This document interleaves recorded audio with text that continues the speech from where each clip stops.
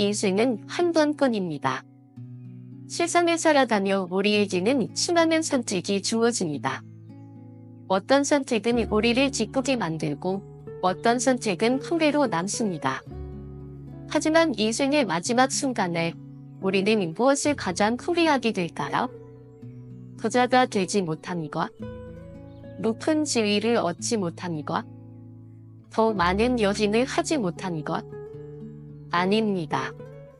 우리가 가장 후회하는 것은 우리 자신을 위한 삶을 살지 못했다는 것입니다.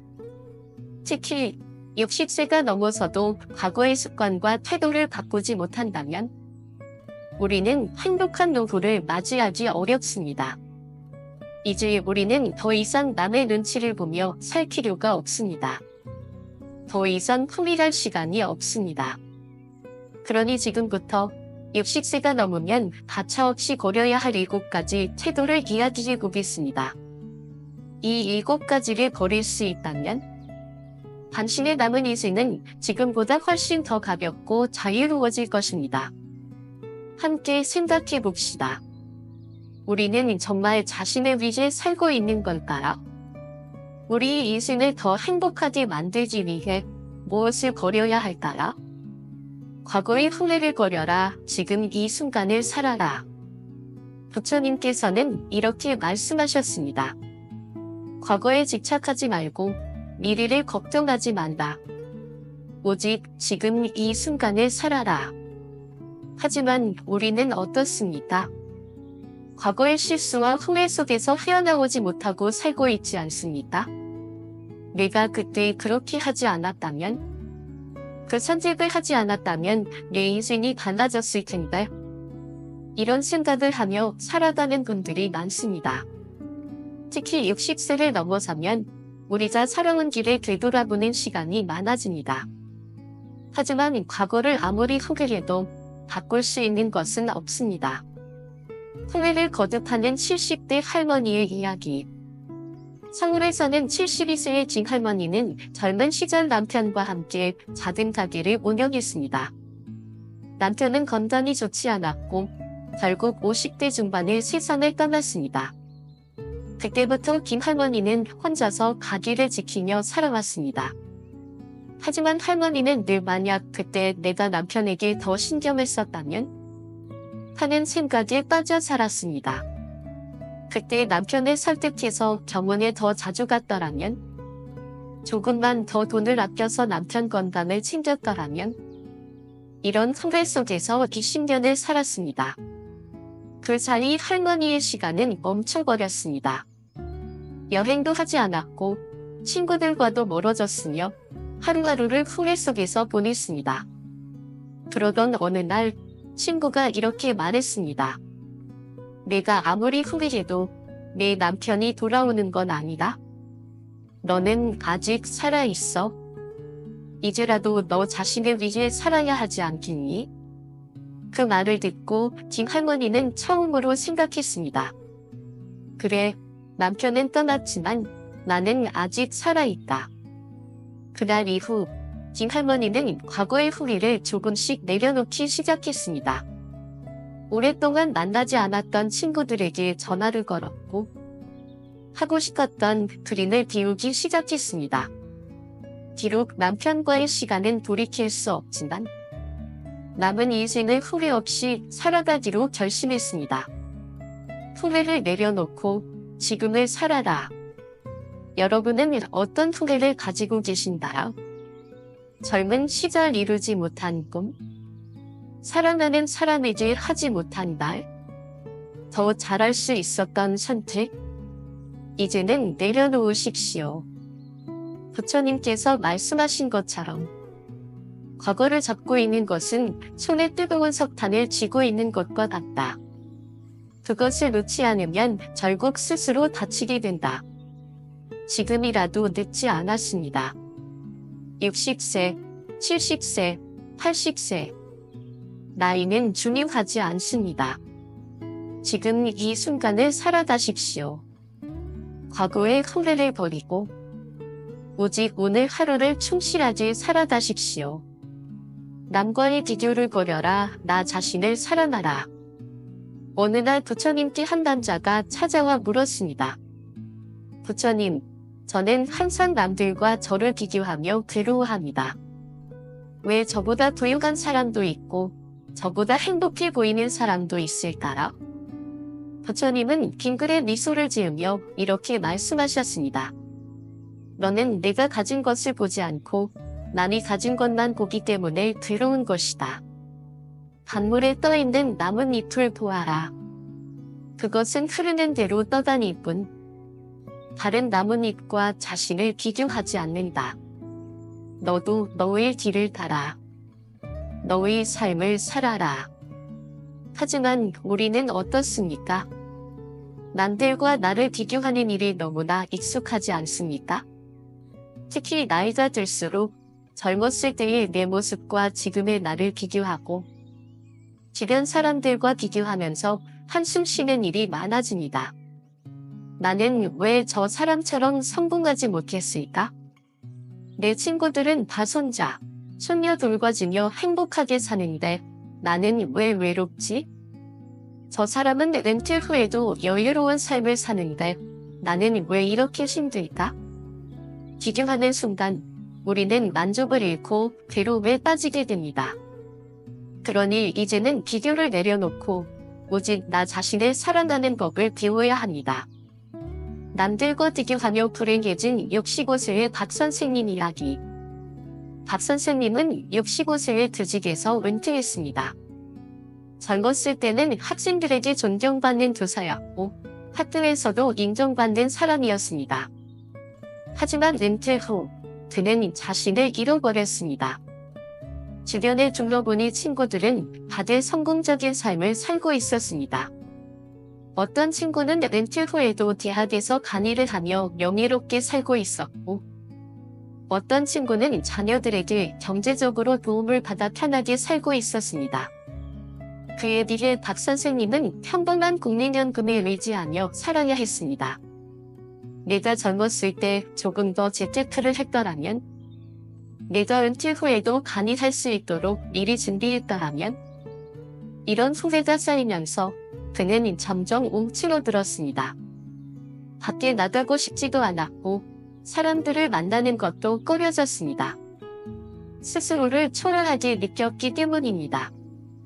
그런데 어느 날 박 선생님은 우연히 동네 도서관에서 한 학생을 만났습니다. 그 학생은 어려운 가정 환경 속에서도 열심히 공부하는 청년이었습니다. 박 선생님은 자연스럽게 학생과 이야기를 나누게 되었고 오랜만에 자신이 가르치는 일을 얼마나 사랑했는지 떠올리게 되었습니다. 그 후 박 선생님은 매일 도서관에서 자원봉사를 하기 시작했습니다. 경제적으로는 여전히 여유롭지 않았지만 그는 점점 밝아졌고 자존감을 회복할 수 있었습니다. 비교하는 순간 불행해진다. 비교를 멈추는 순간 행복해진다. 우리는 남들과 나를 비교하며 스스로를 초라하게 만들 때가 많습니다. 하지만 진정한 행복은 비교를 멈추는 순간 찾아옵니다.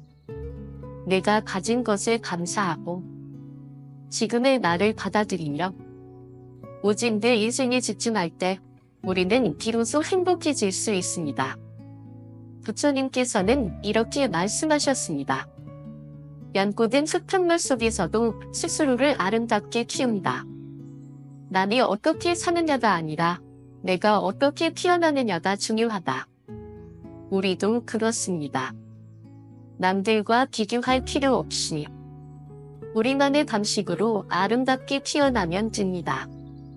이제 비교를 내려놓고 나 자신을 있는 그대로 사랑해보지 않겠습니까? 당신은 이미 충분히 아름다운 사람입니다. 남의 시선을 버려라. 나답게 살아라. 부처님께서 제자들에게 물었습니다. 너희는 남의 시선을 얼마나 의식하며 사느니라? 제자들은 서로 얼굴을 마주보며 조용히 고개를 숙였습니다. 그러자 부처님께서 다시 말씀하셨습니다. 길을 걷는 중에 내가 넘어졌다면 가장 먼저 드는 생각이 무엇이니라? 한 제자가 대답했습니다. 주변 사람들이 나를 보고 웃지는 않았을까 걱정할 것 같습니다. 부처님은 빙그레 웃으며 이렇게 말씀하셨습니다. 너는 자신이 넘어졌다는 것보다 남들이 너를 어떻게 볼지를 더 걱정하는 거다. 그렇다면 너는 남의 시선을 위해 사는 것이냐? 아니면 너의 삶을 위해 사는 것인가? 우리는 살아가면서 남들의 시선을 의식하며 살아갑니다. 특히 한국 사회에서는 체면과 남의 평가를 중요하게 여기죠. 하지만 그렇게 살다 보면 정작 나 자신이 원하는 삶을 살지 못하게 됩니다. 내가 이런 옷을 입으면 사람들이 이상하게 보지 않을까? 내가 이 나이에 새로운 걸 시작하는 게 웃기진 않을까? 주변 사람들이 나를 어떻게 생각할까? 이런 생각들 때문에 우리는 하고 싶은 것도 못하고 말하고 싶은 것도 못하며 진짜 나다운 삶을 포기해버립니다. 그러나 남들이 우리를 어떻게 생각하는지는 중요하지 않습니다. 중요한 것은 내가 나 자신을 어떻게 생각하느냐입니다. 70세에 그림을 배우기 시작한 윤 할머니의 이야기.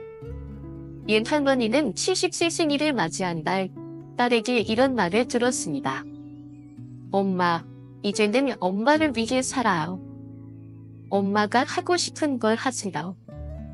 그 말을 듣고 윤 할머니는 한동안 생각에 잠겼습니다. 평생 남편과 자식들을 위해 살았지만 정작 자신이 원하는 삶이 무엇인지 한 번도 생각해 본 적이 없었습니다. 그제야 깨달았습니다. 나는 평생 남들의 기대에 맞춰 살았구나. 어릴 때부터 그림을 그리고 싶었지만 결투 여자가 무슨 예술이냐 결투라는 부모님의 말에 미술학원을 다니지 못했습니다. 결혼 후에도 가정과 자식들을 돌보느라 한 번도 붓을 잡아본 적이 없었습니다. 하지만 70세가 되고 나서야 결심했습니다. 이제는 남이 아닌 나를 위해 살아야겠다. 윤 할머니는 동네 문화센터에서 미술 수업을 신청했습니다. 처음에는 주변의 시선이 신경 쓰였습니다. 이 나이에 그림을 배우겠다고? 웃기지 않다. 주변 사람들이 나를 이상하게 보지는 않을까? 하지만 붓을 잡는 순간 모든 걱정이 사라졌습니다. 색을 칠하고 그림을 완성해 나가면서 처음으로 자신을 위한 삶을 살고 있다는 기쁨을 느꼈습니다. 2년 후, 윤 할머니는 자신의 첫 전시회를 열었습니다. 가족과 친구들이 와서 축하해 주었고, 그녀는 그제야 깨달았습니다. 이제야 진짜 나로 살고 있구나. 남의 시선이 아닌 나의 삶을 살아라. 우리는 종종 남들이 나를 어떻게 생각할까에 너무 집중합니다. 하지만 정작 남들은 우리에게 그렇게 큰 관심이 없습니다. 모두가 자기 삶을 살아가느라 바쁘기 때문입니다. 부처님께서는 이렇게 말씀하셨습니다. 남의 기대에 맞추려 하지 말고 스스로를 만족시키는 삶을 살아라.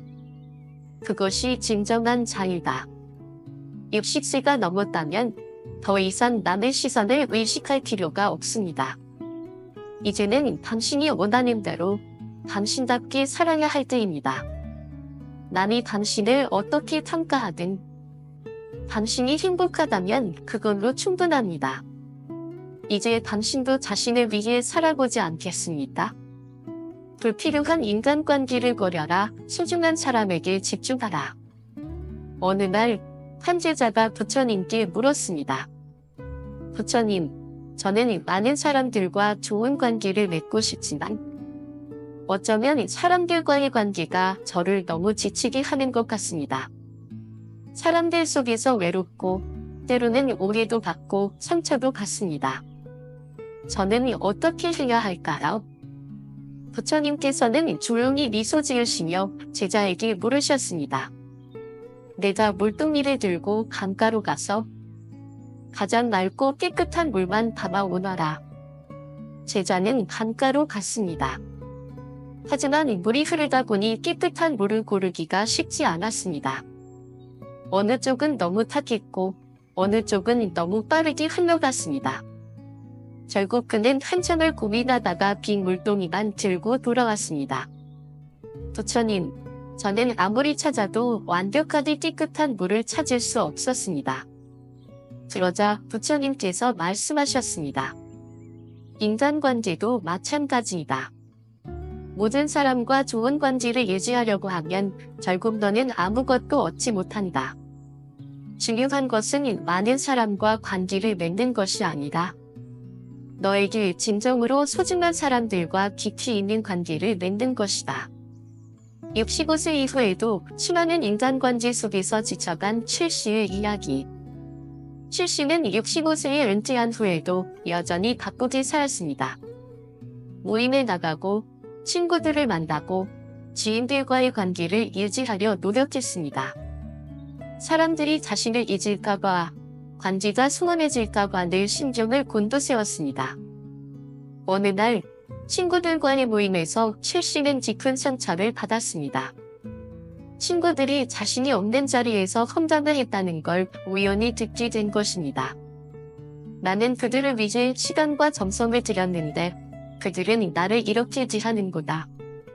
그날 이후 최씨는 사람들에게 실망했고 모임에 나가는 것이 점점 부담스러워졌습니다. 하지만 한편으로는 사람들과의 관계를 끊는 것이 두려웠습니다. 그러던 어느 날 오랜만에 딸과 손자가 집을 방문했습니다. 손자가 천진난만하게 물었습니다. 할아버지, 저랑 같이 공원 가십니다. 하지만 최씨는 모임 약속이 있었기 때문에 손자의 부탁을 거절했습니다. 그런데도 모임에서 최씨는 왠지 마음이 편하지 않았습니다. 그때 문득 이런 생각이 들었습니다. 나는 정말 소중한 사람들에게 집중하고 있는이다. 그날 밤 최씨는 결심했습니다. 이제는 나에게 진짜 소중한 사람들과 시간을 보내겠다.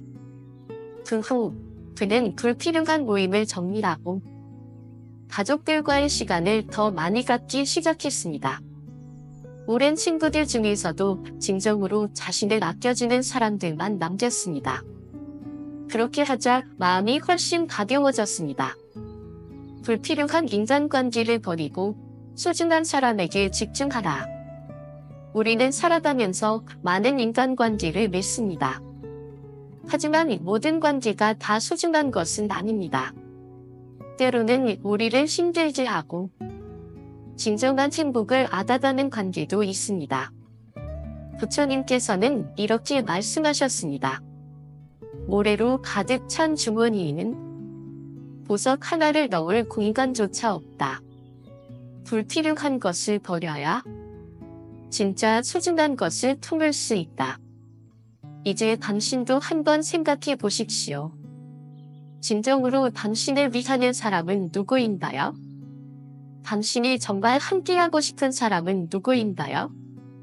불필요한 관계에 에너지를 낭비하지 마십시오. 이제는 당신에게 진짜 소중한 사람들과 깊이 있는 관계를 맺을 때입니다. 두려움을 버려라, 용기 있게 도전하라. 어느 날 한무승이 제자들에게 물었습니다. 너희는 언제 가장 큰 두려움을 느끼는가? 제자들은 저마다 대답했습니다. 미래를 생각할 때요.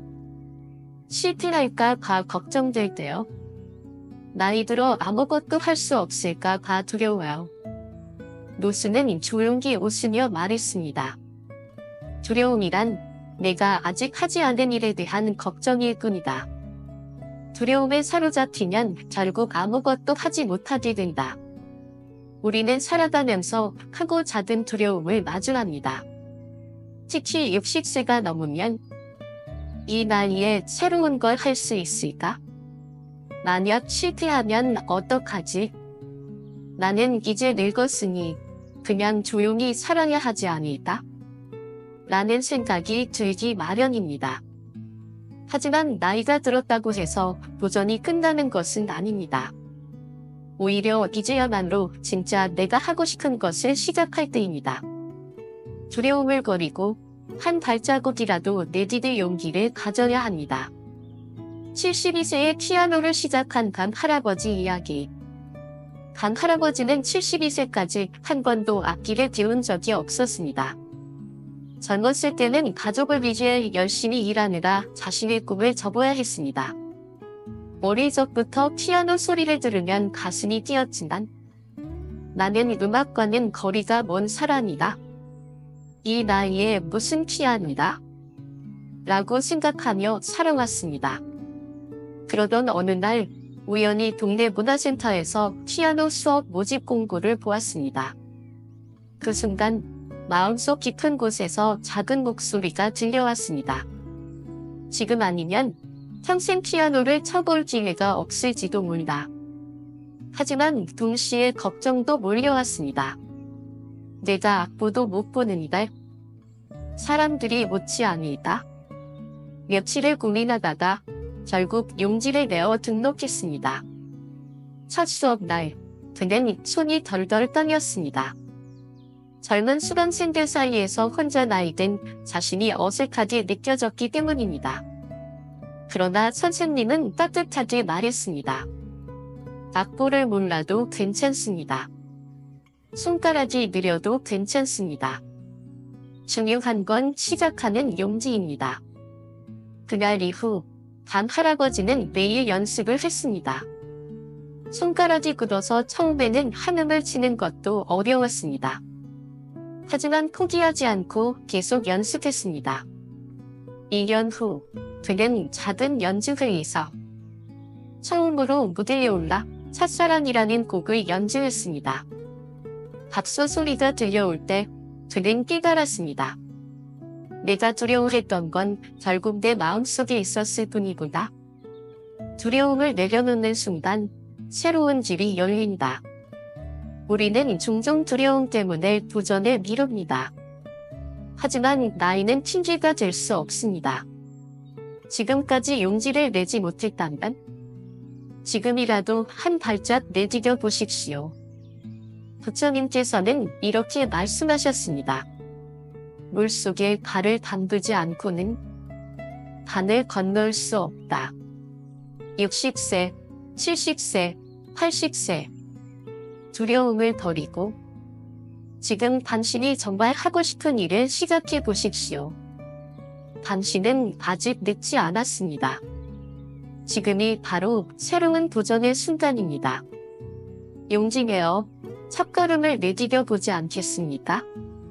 당신의 인생은 지금부터 다시 시작될 수 있습니다. 마무리 60세 이후 거침없이 살아라. 우리는 살아가면서 많은 것들을 붙잡고 살아갑니다. 과거의 흉내, 남과의 비교, 남의 시선, 불필요한 인간관계, 그리고 두려움. 하지만 이제는 버려야 합니다. 60세 이후의 삶은 다른 누구도 아닌 나 자신을 위한 시간입니다. 누구의 눈치도 보지 말고 남과 비교하지도 말고 오직 당신이 원하는 삶을 사십시오. 내가 진짜로 원하는 것이 무엇인가? 이 질문을 스스로에게 던져보십시오. 그리고 용기 내어 한 걸음 또 한 걸음 나아가 보십시오. 당신의 인생에서 가장 빛나는 순간은 지금부터 시작될지도 모릅니다. 지금 이 순간부터 거침없이 당신답게 살아보지 않겠습니까? 의사 전공. 오래 살고 싶다면 반드시 깨끗이 씻어야 할 신체 부위의 곳. 우리는 몸을 씻을 때 무엇을 중요하게 생각해야 할까요? 단순히 청결을 위해서만 씻는 걸까요? 혹시 매일 씻으면서도 놓치고 있는 중요한 부분이 있진 않나요? 옛날 한국의 한 작은 절의 선순 한 분이 계셨습니다. 하루는 한 제자가 찾아와 이렇게 물었습니다. 스님, 저는 내 몸을 깨끗이 씻는데도 건강이 좋지 않습니다. 무엇이 문제일까요? 그러자 스님은 조용히 웃으며 대답했습니다. 내 몸을 씻는다고 하지만 내가 씻어야 할 곳을 제대로 알고 있는다. 우리는 매일 샤워를 합니다. 그러나 진짜로 중요한 이곳을 제대로 관리하는 사람은 많지 않습니다. 오늘 이야기할 4가지 신체 부위는 오래 살고 싶다면 반드시 깨끗이 씻어야 할 것입니다. 이 부위들을 잘 관리하면 신장병 위험이 35% 감소, 면역력이 40% 증가, 그리고 집중력과 기억력이 크게 개선된다고 합니다. 특히 마지막 부위는 99%의 사람들이 평생 제대로 관리하지 않는 곳입니다. 그렇다면 오늘부터라도 이 4곳을 어떻게 관리해야 할까요? 지금부터 들려드리는 이야기를 끝까지 들어보세요. 아마 오늘부터 당신의 씻는 습관이 완전히 달라질 것입니다. 몸의 꼬리를 깨끗이 하라. 이 속담에 이런 말이 있습니다. 나무는 꼬리가 튼튼해야 오래 살고 사람은 발이 건강해야 장수한다. 발은 우리 몸을 지탱하는 가장 중요한 부분입니다. 그러나 아이러니컬하게도 대부분의 사람들은 발을 씻을 때 대충 씻거나 아예 신경조차 쓰지 않는 경우가 많습니다. 발을 깨끗이 씻지 않으면 심장 건강이 영향을 미치고 면역력이 급격히 떨어지게 됩니다. 특히 노년기에 접어들수록 발의 혈액순환이 원활하지 않으면 건강 문제가 심각해질 수 있습니다. 한 어르신의 사례를 들어볼까요? 70대 중반의 박노인은 매일 피곤함을 호소했습니다. 아침에 일어나면 발이 너무 무겁고 밤에는 잠을 제대로 못 자며 그러던 어느 날 한 한의사를 찾아갔습니다. 그 한의사는 이렇게 말했습니다. 발을 따뜻한 물에 담가 보세요. 그리고 발가락 사이를 깨끗이 씻고 매일 10분씩 발 마사지를 해보세요. 박노인은 반신반의하면서도 그 방법을 실천했습니다. 놀랍게도 한 달이 지나자 피로감이 줄어들고 밤에도 푹 잘 수 있었습니다. 서울대 의과대학 연구에 따르면 매일 발을 따뜻한 물에 담그고 깨끗이 씻는 것만으로도 심장병 위험이 35% 감소한다고 합니다. 그렇다면 발을 어떻게 씻어야 할까요?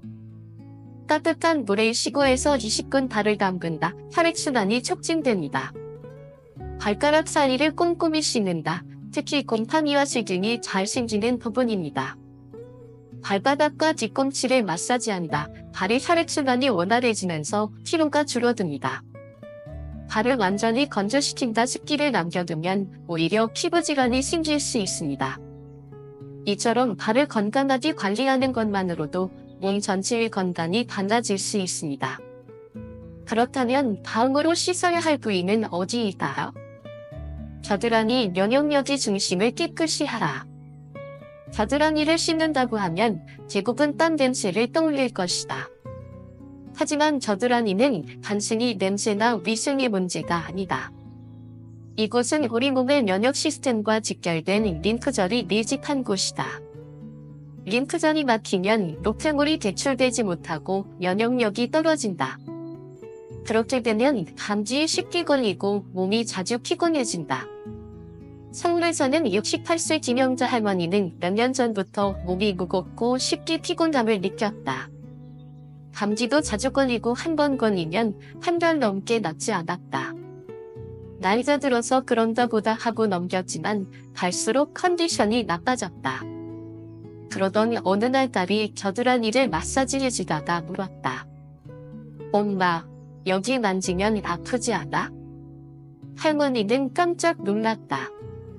살짝만 눌러도 통증이 느껴졌기 때문이다. 그제야 겨드랑이에 혹처럼 부어오른 림프절을 발견했다. 병원에 찾았더니 의사는 림프절이 막혀 노폐물이 제출되지 않는 상태라고 했다.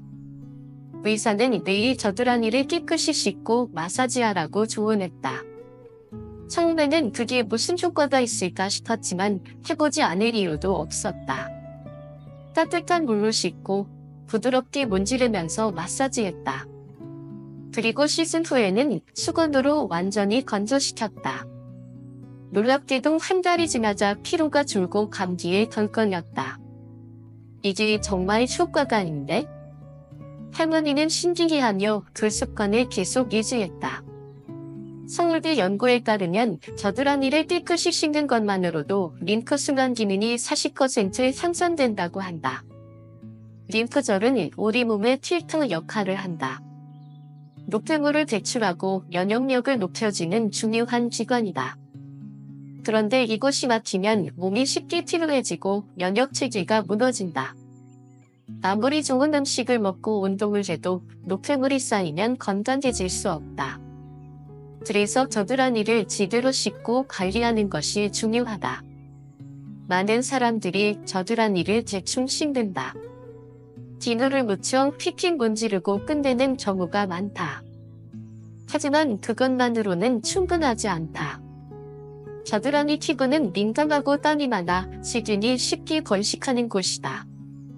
특히 습기가 남아있으면 세균이 번식하기 좋은 환경이 된다. 씻을 때는 부드럽게 원에 들이며 마사지하듯 닦아야 한다. 자극이 적은 순한 비누를 사용해야 한다. 씻은 후에는 완전히 건조시켜야 한다. 습기가 남아있으면 오히려 더 나쁜 영향을 줄 수 있다. 깨끗하게 씻고 림프 순환을 돕는 마사지를 하면 몸이 가벼워진다. 자주 감기에 걸리던 사람도 면역력이 좋아진다. 노폐물이 원활히 배출되면서 피부 트러블도 줄어든다. 그리고 피로가 줄어들고 몸이 한결 개운해진다. 겨드랑이는 우리 몸의 건강 신호등이다. 이곳이 자주 붓거나 통증이 느껴진다면 면역력이 약해지고 있다는 신호일 수 있다. 그러니 매일 깨끗이 씻고 부드럽게 마사지하는 습관을 들여라. 겨드랑이를 관리하는 것은 단순한 위생 문제가 아니다. 당신의 면역력을 지키고 오래 건강하게 살기 위한 작은 실천이다. 그렇다면 세 번째로 씻어야 할 중요한 부위는 어디일까? 다음 장에서 계속된다. 건강한 심장을 위한 숨겨진 비밀. 한 노인이 있었다. 예전에는 매일 새벽 산책을 다니며 건강을 자랑하던 사람이었다. 하지만 어느 순간부터 계단을 오를 때 숨이 차고 조금만 걸어도 다리가 무거워졌다. 나이가 드니 당연한 거겠지? 그렇게 생각하며 대수롭지 않게 여겼다. 그러던 어느 날 친구들과 모임에서 오래 앉아있다가 일어서려 했는데 다리에 힘이 들어가지 않았다. 왜 이렇게 힘이 빠졌지? 순간 가슴이 차명 내려앉았다. 병원에 찾아갔다. 검사 결과 심장이 약해지고 혈액순환이 원활하지 않다는 진단을 받았다. 그리고 의사는 이렇게 말했다. 허벅지를 관리해야 합니다. 허벅지 근육이 약해지면 심장도 약해집니다. 놀랍게도 허벅지는 단순히 걷거나 뛰기 위한 근육이 아니다. 우리 몸의 혈액순환을 책임지는 중요한 펌프 역할을 한다. 특히 노인이 되면 심장이 혈액을 온몸으로 보내는 힘이 약해지는다. 허벅지 근육이 이 과정을 도와준다. 그런데 허벅지 근육이 약해지면 심장이 부담이 커지고 혈액순환이 제대로 이루어지지 않는다. 연세대학교 심장학 연구에 따르면 허벅지 근육이 탄탄한 사람은 심장병 위험이 40% 낮고 혈관 건강이 훨씬 좋다. 특히 허벅지가 가늘고 근력이 약한 노인일수록 심장질환 발생률이 높다고 한다. 하지만 많은 사람들은 허벅지를 씻을 때 대충 씻는다. 어차피 땀만 닦으면 되잖아. 그렇게 생각하며 물을 끼얹고 비누칠을 휙휙하고 끝내는 경우가 많다. 하지만 그것만으로는 부족하다. 허벅지에는 혈액순환과 관련된 중요한 혈관이 지나간다. 이곳을 깨끗이 씻고 제대로 관리하면 심장의 부담이 줄어들고 건강이 개선될 수 있다. 한 할머니가 있었다. 매일 다리가 무겁고 쉽게 피로해졌다. 밤에는 종아리가 저려서 잠을 설치는 날이 많았다. 그러던 중 TV에서 허벅지를 깨끗이 씻고 마사지하면 혈액순환이 좋아진다는 건강 정보를 접하게 되었다. 반신반의했지만 해볼 만한 방법이었다. 그날부터 그녀는 매일 샤워할 때 허벅지를 정성스럽게 씻었다. 그냥 비누칠을 하는 것이 아니라 따뜻한 물을 충분히 적시고 손바닥으로 부드럽게 문질렀다. 그리고 씻고 난 후 허벅지를 가볍게 두드려 주었다. 며칠이 지나자 놀라운 변화를 느꼈다. 밤에 다리가 저리지 않았고 아침에 일어났을 때 몸이 한결 가벼웠다. 별거 아닌데 이렇게 효과가인데? 그렇게 허벅지를 씻는 습관을 들인 후 그녀의 건강은 점점 좋아졌다. 허벅지를 씻을 때 중요한 것이 있다. 뜨거운 물보다는 미지근한 물이 좋다. 너무 뜨거운 물은 오히려 피부를 건조하게 만들고 혈액순환을 방해할 수 있다. 비누칠을 한 후에는 손바닥으로 허벅지를 감싸듯이 부드럽게 마사지하면서 씻어야 한다. 특히 허벅지 안쪽을 신경 써서 씻어야 한다. 이곳에는 중요한 림프절이 있기 때문에 노폐물이 쉽게 쌓인다. 그리고 씻은 후에는 가볍게 두드려 혈액순환을 촉진해주는 것이 좋다. 허벅지를 깨끗이 씻고 관리하면 몸이 한결 가벼워진다. 심장이 건강해지고 혈액순환이 원활해진다. 걷는 것이 편해지고 쉽게 피로를 느끼지 않게 된다. 허벅지는 단순히 다리 근육이 아니라 건강을 좌우하는 중요한 부위다. 이제부터라도 허벅지를 깨끗이 씻는 습관을 들여보자. 그리고 자신의 몸이 어떻게 달라지는지 직접 느껴보자. 그렇다면 마지막으로 씻어야 할 부위는 어디일까? 다음 장에서 계속된다. 목 수명의 열쇠를 쥔 비밀 부위. 한 노인이 저를 찾았다. 그는 예전보다 쉽게 피로를 느끼고 머리가 무겁고 기억력도 점점 흐려지고 있었다. 스님, 저는 요즘 정신이 끄긋하지 않고 늘 피곤합니다.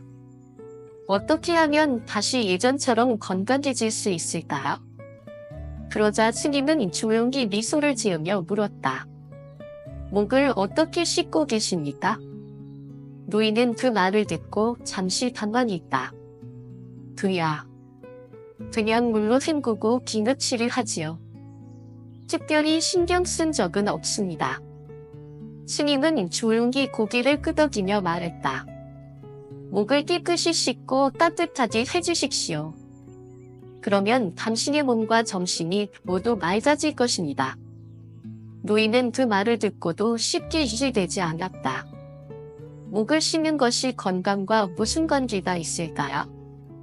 목을 씻는 것보다 좋은 음식을 먹고 운동하는 것이 더 중요하지 않을까요? 스님은 노인을 바라보며 천천히 말을 이었다. 우리는 보통 손이나 얼굴, 발과 같은 부위를 더 중요하게 여깁니다. 하지만 우리 몸에서 가장 중요한 통로 중 하나가 바로 목입니다. 목을 통해 뇌로 가는 혈액이 흐르고 몸 전체의 순환이 조절됩니다. 그런데 만약 이 길이 막히거나 원활하지 않다면 어떤 일이 일어나겠습니까? 노인은 스님의 말을 듣고 가만히 생각에 잠겼다. 그러고 보니 요즘 머리가 무겁고 자주 피곤했던 것도 혹시 그 때문일까요? 스님은 미소를 지으며 말했다. 그렇습니다. 피가 제대로 흐르지 않으면 우리 몸은 쉽게 지치고 머리는 막지 못하며 기억력도 감퇴하게 됩니다. 목을 씻고 관리하는 것이 단순한 청결을 넘어서 건강을 지키는 중요한 습관이라는 것을 기억하십시오. 우리는 매일 샤워를 한다. 하지만 대부분의 사람들은 목을 대충 씻는다. 비누칠을 하고 물로 헹구는 정도로 끝내는 경우가 많다. 그러나 목은 우리의 생명을 좌우하는 중요한 부위다. 이곳에는 뇌로 가는 혈관, 면역기를 조절하는 림프절, 그리고 긴장을 풀어주는 신경이 모여 있다. 목을 제대로 관리하지 않으면 혈액순환이 나빠지고 뇌로 가는 산소 공급이 줄어들며 면역력도 급격히 떨어질 수 있다. 서울대학교 의과대학 연구에 따르면 목의 혈액순환이 원활한 사람은 기억력 감퇴 위험이 30% 감소하고 피로도가 낮아지며 스트레스에 대한 저항력이 높아진다고 한다. 또한 목 주변 림프절이 막히면 감기에 자주 걸리고 두통이 잦아진다고 한다. 하지만 우리는 이런 사실을 알지 못한 채 목을 소홀히 관리한다. 한 72세 어르신이 있었다. 그는 젊었을 때는 정정했지만 나이가 들면서 점점 머리가 막지 않다고 느꼈다. 쉽게 피곤해지고 가끔 어지럼증도 느꼈다. 병원에서 건강검진을 받았지만 특별한 이상이 없었다. 나이가 들어서 그런가 보다. 그렇게 생각하며 대수롭지 않게 넘겼다. 그러던 어느 날 한 후배를 만났다. 후배는 정정하고 활기차 보였고 머리도 맑아 보였다. 어떻게 그렇게 건강을 유지하는 겁니까? 후배는 웃으며 대답했다. 매일 목을 따뜻한 물로 씻고 손으로 가볍게 마사지해보세요. 그러면 혈액순환이 좋아져서 머리가 맑아질 겁니다. 선배는 그 말이 별로 믿기지 않았다. 하지만 매일 목을 신경 써서 씻고 부드럽게 마사지를 보았다. 그렇게 한 달이 지나자 놀라운 변화를 경험했다. 아침에 일어났을 때 몸이 가벼워졌고 머리가 개운해졌으며 피곤함이 줄어든 것이다. 이렇게 간단한 습관이 이렇게 큰 변화를 가져올 줄이야? 그는 그제야 깨달았다. 작은 습관 하나가 건강을 크게 바꿀 수 있다는 것을. 목을 씻을 때는 너무 뜨거운 물보다는 미지근한 물이 좋다. 뜨거운 물은 오히려 피부를 건조하게 만들고 혈액순환을 방해할 수 있다. 비누칠을 한 후에는 손가락 끝으로 부드럽게 마사지하듯 씻는 것이 중요하다. 특히 목 뒤쪽과 귀 및 링크절 부위를 꼼꼼히 씻어야 한다. 이곳은 노폐물이 가장 쉽게 쌓이는 곳이기 때문이다. 그리고 씻은 후에는 수건으로 가볍게 두드려 물기를 제거한 뒤 손바닥으로 목을 감싸며 따뜻한 온기를 불어넣는 것이 좋다. 목을 깨끗이 씻고 관리하면 이런 변화가 생긴다. 머리가 맑아지고 피로감이 줄어든다. 면역력이 강화되고 감기에 덜 걸리게 된다. 어깨와 목의 긴장이 풀리면서 숙면을 취할 수 있다. 혈액순환이 좋아지면서 얼굴까지 생기가 돌게 된다. 우리는 매일 샤워를 하지만 정말 중요한 부위를 놓치고 있다. 목을 깨끗이 씻고 마사지하는 것은 단순한 위생이 아니다. 몸과 마음의 균형을 맞추는 중요한 습관이다. 이제부터라도 목을 씻을 때 한 번 더 신경 써보자. 당신의 건강이 달라질 것이다. 그렇다면 마지막으로 씻어야 할 부위는 어디일까? 다음 장에서 계속된다. 목 수명의 열쇠를 쥔 비밀 부위. 한 노인이 저를 찾았다. 그는 예전보다 쉽게 피곤을 느끼고 머리가 무겁고 기억력도 점점 흐려지고 있었다. 스님, 저는 요즘 정신이 뚱뚱하지 않고 늘 피곤합니다. 어떻게 하면 다시 예전처럼 건강해질 수 있을까요? 그러자 스님은 조용히 미소를 지으며 물었다. 목을 어떻게 씻고 계십니까? 노인은 그 말을 듣고 잠시 당황했다. 그야. 그냥 물로 헹구고 비누칠을 하지요. 특별히 신경 쓴 적은 없습니다. 스님은 조용히 고개를 끄덕이며 말했다. 목을 깨끗이 씻고 따뜻하게 해주십시오. 그러면 당신의 몸과 정신이 모두 맑아질 것입니다. 노인은 그 말을 듣고도 쉽게 이해되지 않았다. 목을 씻는 것이 건강과 무슨 관계가 있을까요? 목을 씻는 것보다 좋은 음식을 먹고 운동하는 것이 더 중요하지 않을까요? 스님은 노인을 바라보며 천천히 말을 이었다. 우리는 보통 손이나 얼굴, 발과 같은 부위를 더 중요하게 여깁니다. 하지만 우리 몸에서 가장 중요한 통로 중 하나가 바로 목입니다. 목을 통해 뇌로 가는 혈액이 흐르고 몸이 전체의 순환이 조절됩니다. 그런데 만약 이질이 막히거나 원활하지 않다면 어떤 일이 일어나겠습니까? 노인은 스님의 말을 듣고 가만히 생각이 잠겼다. 그러고 보니 요즘 머리가 무겁고 자주 피곤했던 것도 혹시 그 때문일까요? 스님은 미소를 지으며 말했다. 그렇습니다. 피가 제대로 흐르지 않으면 우리 몸은 쉽게 지치고 머리는 막지 못하며 기억력도 감퇴하게 됩니다. 목을 씻고 관리하는 것이 단순한 청결을 넘어서 건강을 지키는 중요한 습관이라는 것을 기억하십시오. 우리는 매일 샤워를 한다. 하지만 대부분의 사람들은 목을 대충 씻는다. 비누칠을 하고 물로 헹구는 정도로 끝내는 경우가 많다. 그러나 목은 우리의 수명을 좌우하는 중요한 부위다. 이곳에는 뇌로 가는 혈관, 면역기를 조절하는 림프절, 그리고 긴장을 풀어주는 신경이 모여 있다. 목을 제대로 관리하지 않으면 혈액순환이 나빠지고 뇌로 가는 산소 공급이 줄어들며 면역력도 급격히 떨어질 수 있다. 서울대학교 의과대학 연구에 따르면 목의 혈액순환이 원활한 사람은 기억력 감퇴 위험이 30% 감소하고 피로도가 낮아지며 스트레스에 대한 저항력이 높아진다고 한다. 또한 목 주변 림프절이 막히면 감기에 자주 걸리고 두통이 잦아진다고 한다. 하지만 우리는 이런 사실을 알지 못한 채 목을 소홀히 관리한다. 한 72세 어르신이 있었다. 그는 젊었을 때는 정정했지만 나이가 들면서 점점 머리가 막지 않다고 느꼈다. 쉽게 피곤해지고 가끔 어지럼증도 느꼈다. 병원에서 건강검진을 받았지만 특별한 이상이 없었다. 나이가 들어서 그런가 보다.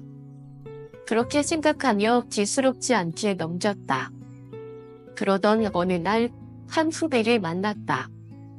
후배는 정정하고 활기차 보였고 머리도 맑아 보였다. 어떻게 그렇게 건강을 유지하는 겁니까? 후배는 웃으며 대답했다. 매일 목을 따뜻한 물로 씻고 손으로 가볍게 마사지해보세요. 그러면 혈액순환이 좋아져서 머리가 맑아질 겁니다.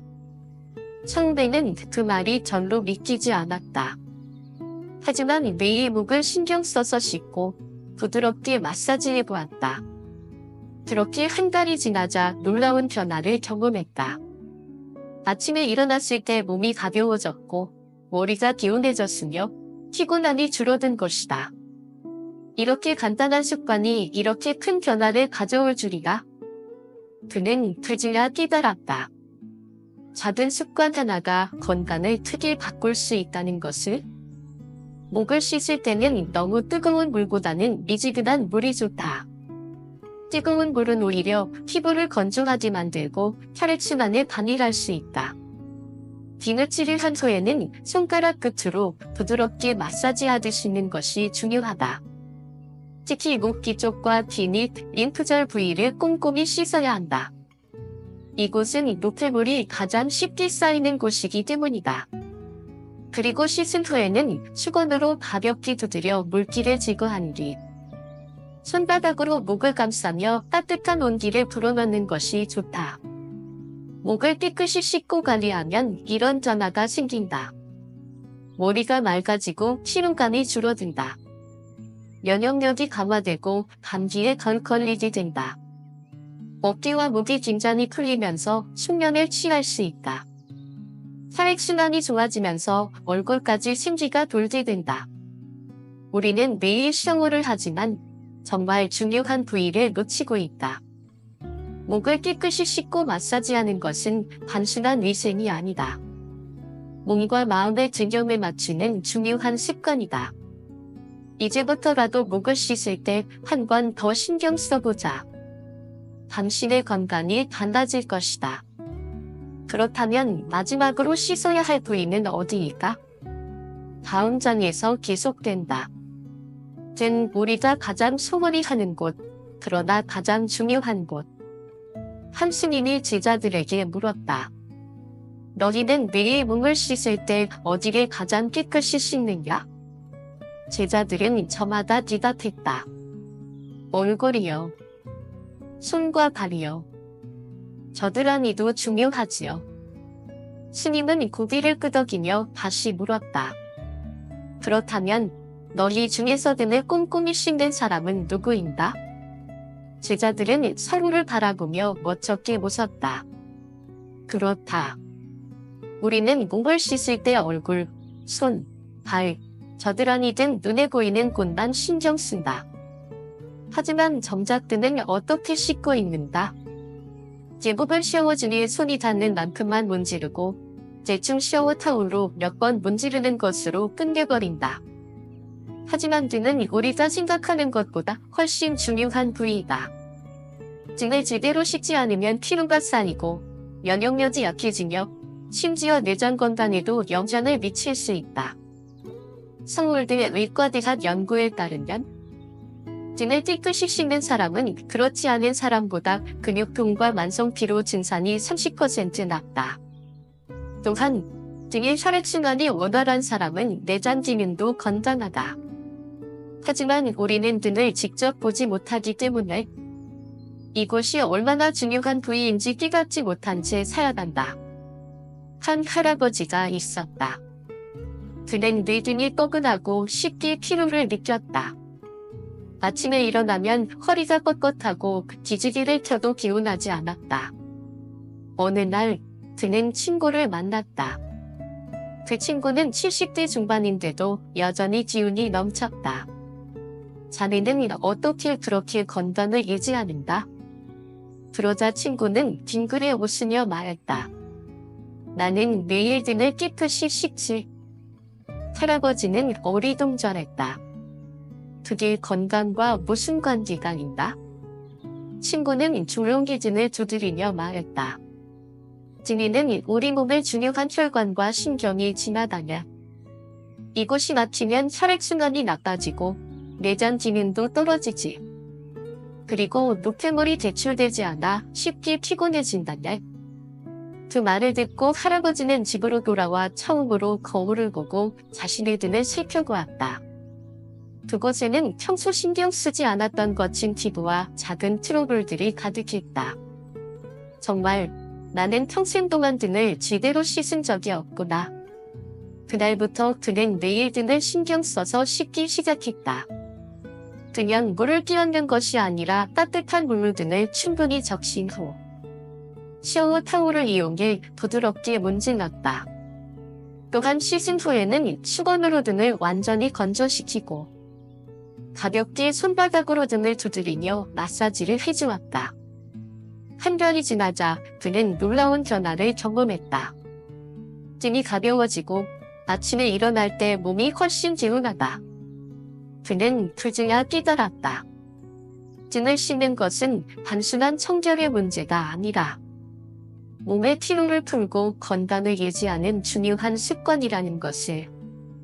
등을 씻을 때는 너무 뜨겁거나 차가운 물보다는 미지근한 물이 좋다. 너무 뜨거운 물은 피부를 건조하게 만들고 혈액순환을 방해할 수 있다. 뒤누칠을 할 때는 샤워 타올이나 스펀지를 이용해 부드럽게 문지르며 씻는 것이 좋다. 특히 척추를 따라 천천히 마사지하듯이 씻으면 근육이 이완되면서 피로가 풀린다.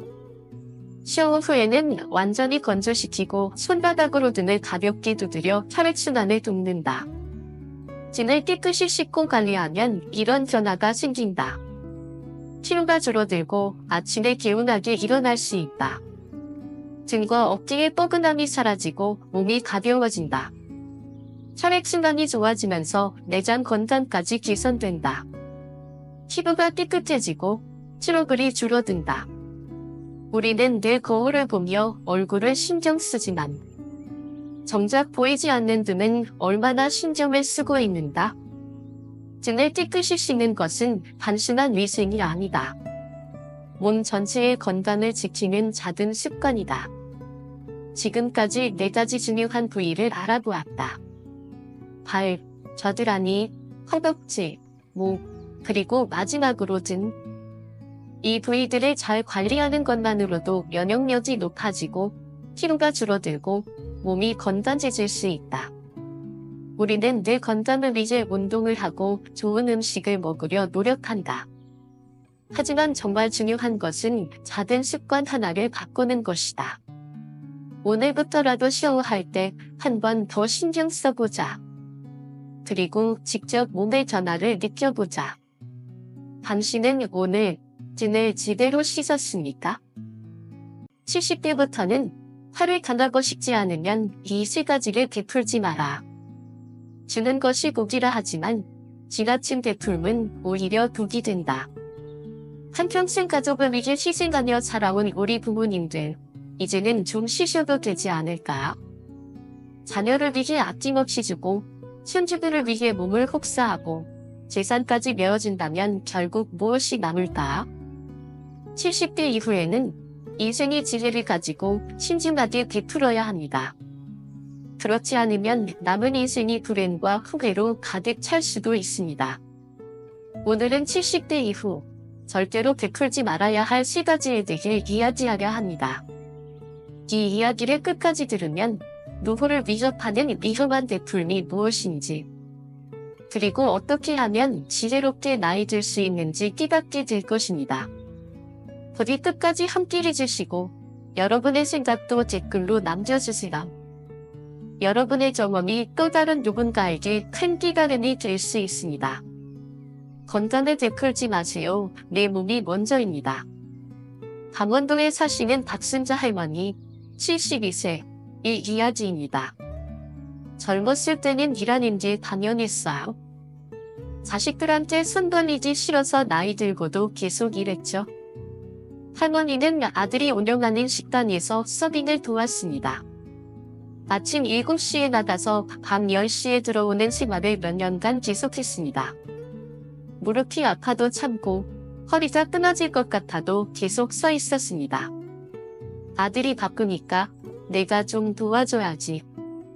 이런 마음 하나로 몸을 혹사했습니다. 그러던 어느 날 식당에서 접시를 나르다 그대로 쓰러졌습니다. 병원에서는 연골이 완전히 닳아버렸다고 했습니다.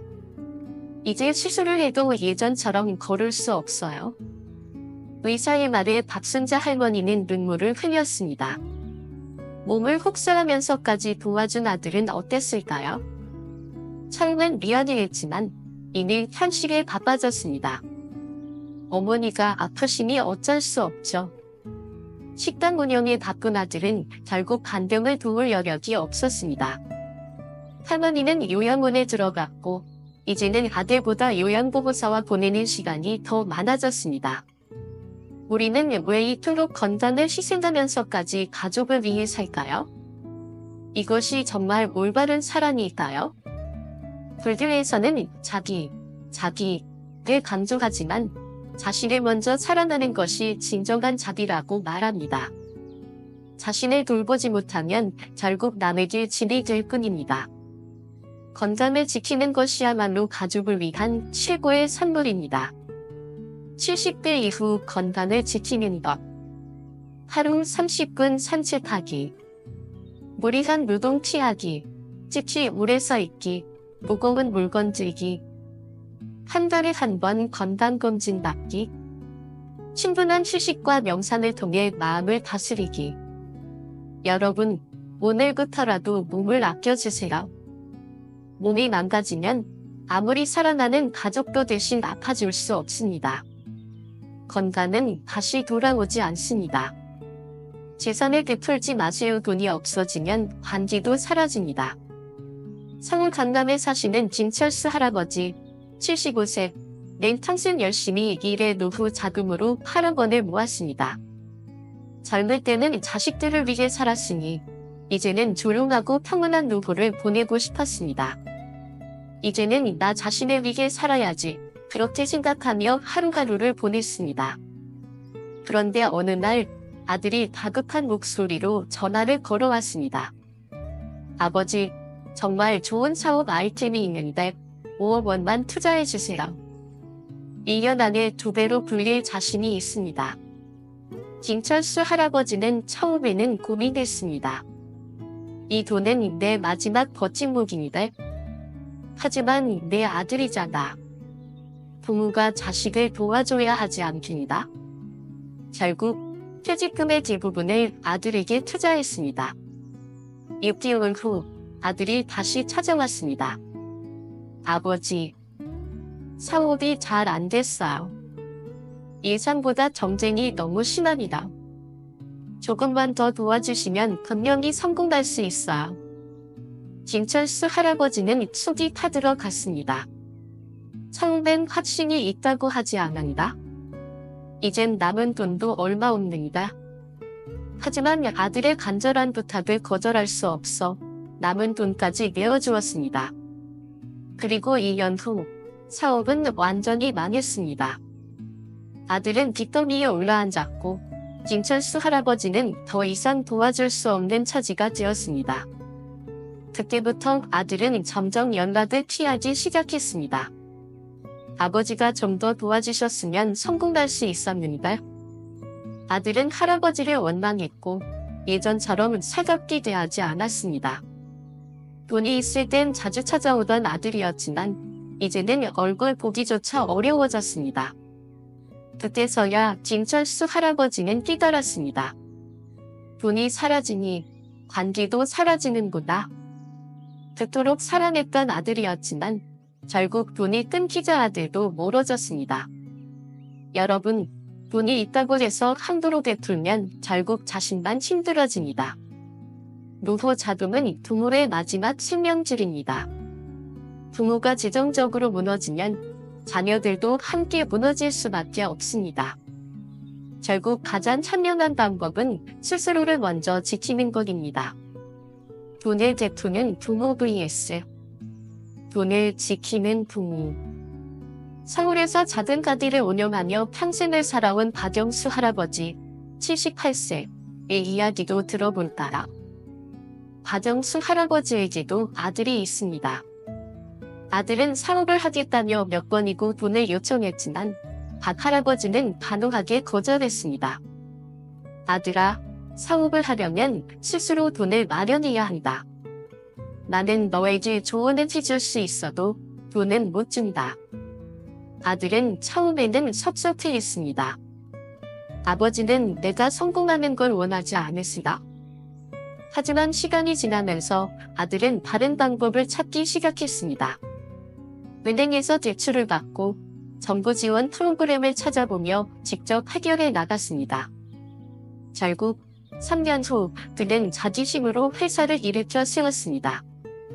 그때 아들은 깨달았습니다. 아버지가 돈을 줬다면 나는 쉽게 포기했을지도 몰라.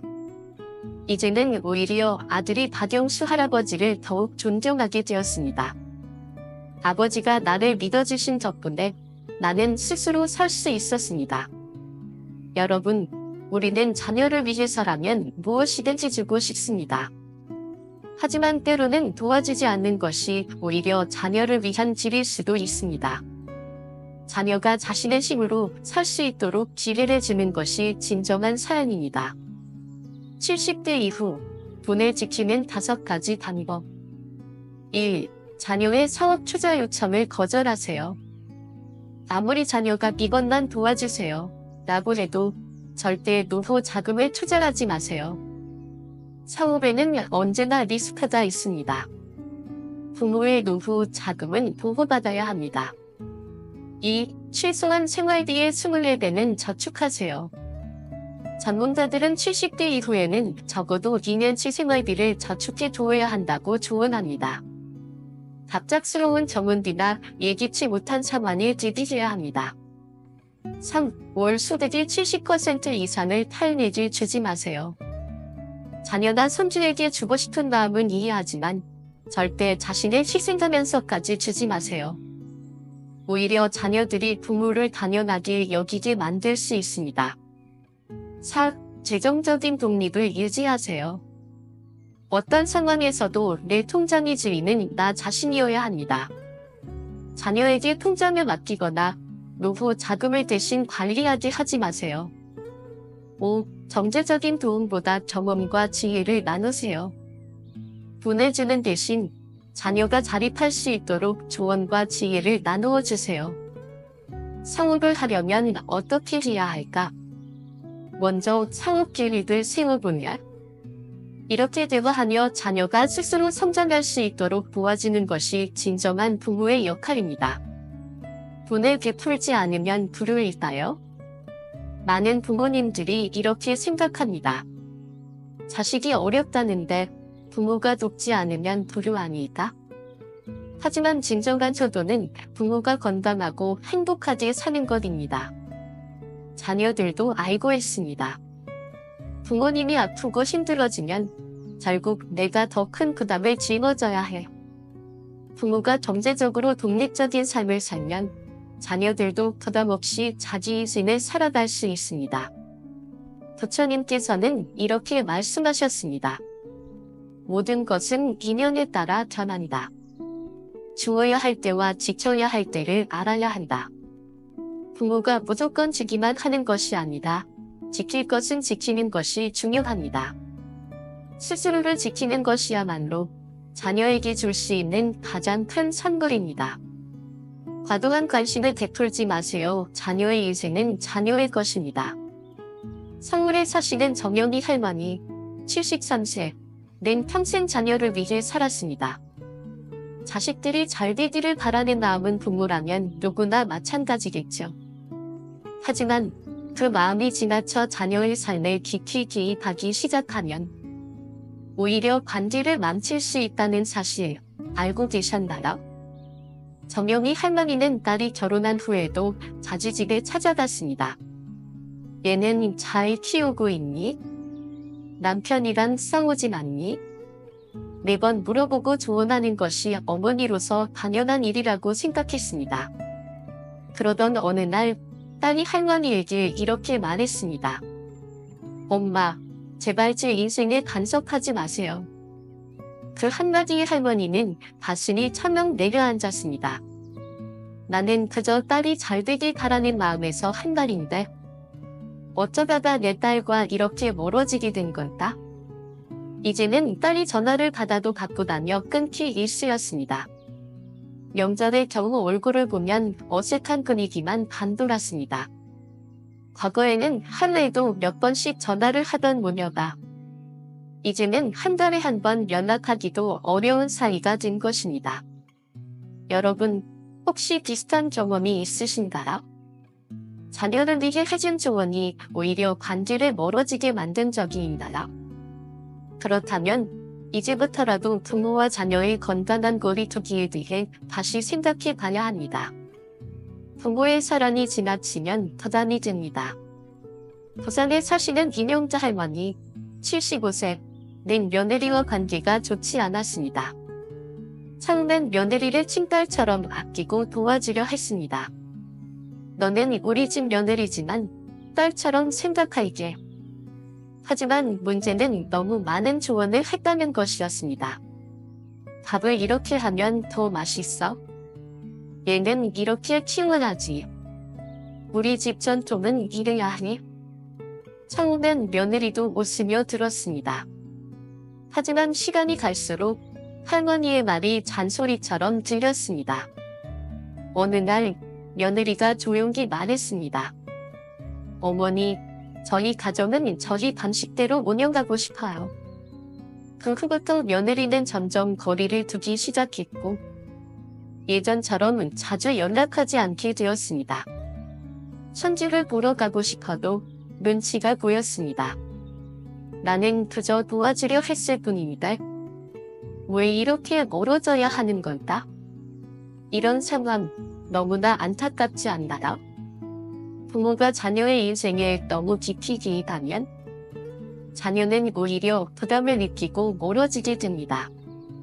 자녀의 결혼, 육아, 직장 생활에 대한 지나친 개입은 부모와 자녀의 관계를 악화시키는 가장 큰 원인 중 하나입니다. 부모는 조언을 주고 싶지만 자녀는 그것을 간섭으로 받아들일 수 있습니다.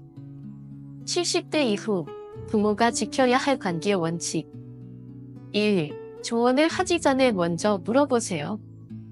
엄마가 도움이 될 만한 이야기가 있는데 들어볼래? 자녀가 원하지 않는다면 굳이 조언하지 않는 것이 좋습니다. 부탁하지 않은 조언은 오히려 관계를 악화시킵니다. 2. 손주 양육에 지나치게 개입하지 마세요. 손주를 돌보는 것은 즐거운 일이지만 이렇게 키워야 해 라고 하면 자녀들은 부담을 느낍니다. 그들이 원하는 방식대로 양육할 수 있도록 존중해주세요. 3. 자녀의 배우자에게 예의를 갖추세요. 며느리나 사위는 여러분이 선택한 사람이 아닙니다.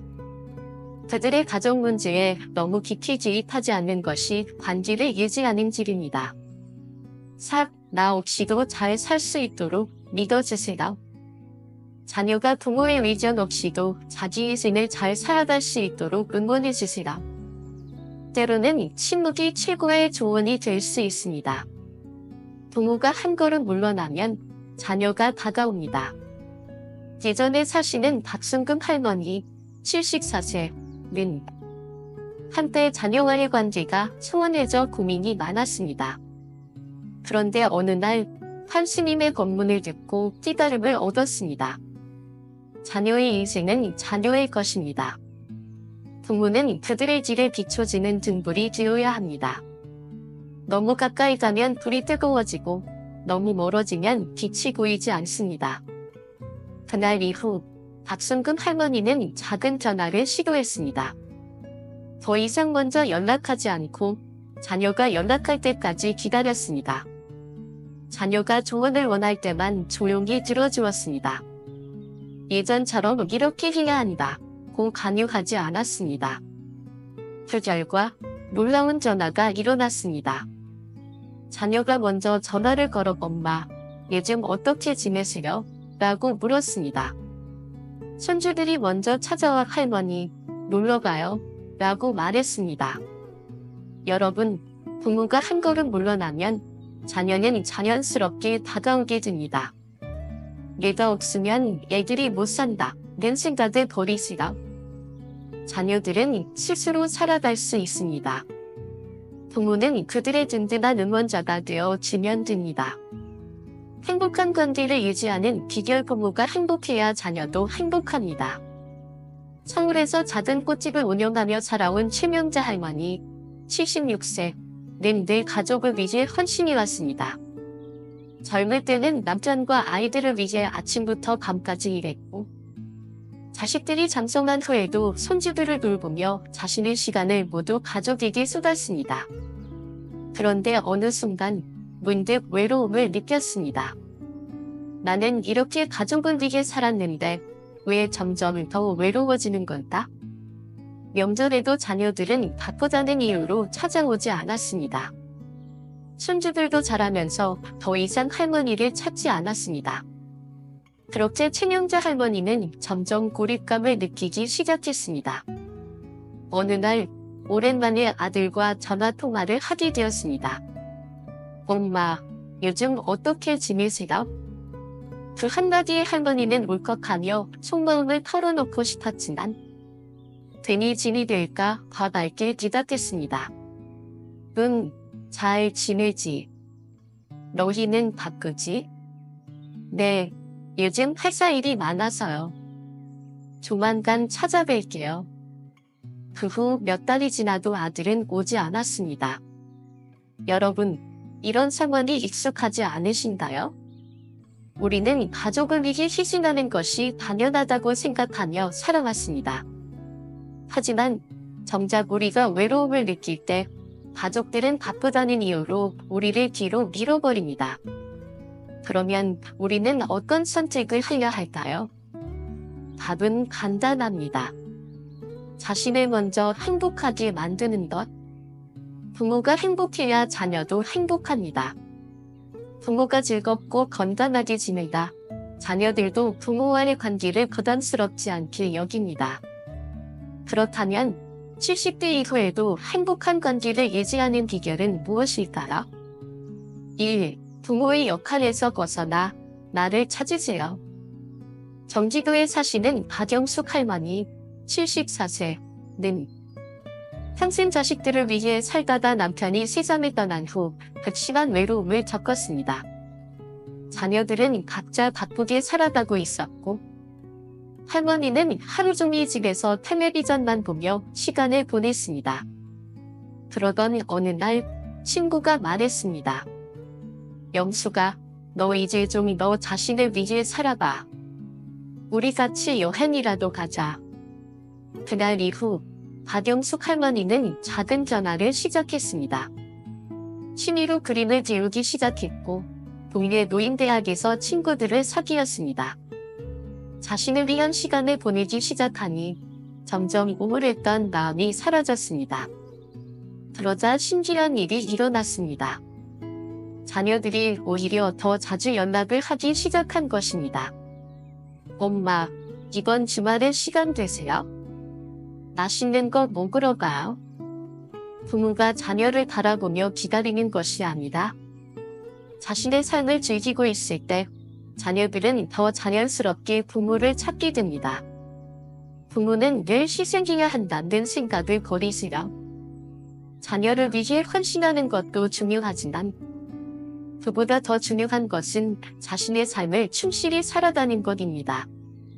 이 기다림의 사랑을 실천하세요. 부모들은 자녀가 연락을 하지 않으면 먼저 전화를 걸어 안부를 묻습니다. 하지만 자녀들은 종종 바쁘다며 짧게 대화를 끝내거나 조만간 연락할게요 라는 말만 남기고 전화를 끊어버리곤 합니다. 그러면 부모님들은 섭섭한 마음이 들죠. 내가 이렇게까지 했는데 왜 얘들은 나한테 속을 알까? 이런 생각이 들면서 점점 외로움이 커집니다. 하지만 여러분, 자녀는 부모를 사랑하지 않는 것이 아니라 그저 자기 인생에 집중하느라 바쁠 뿐입니다.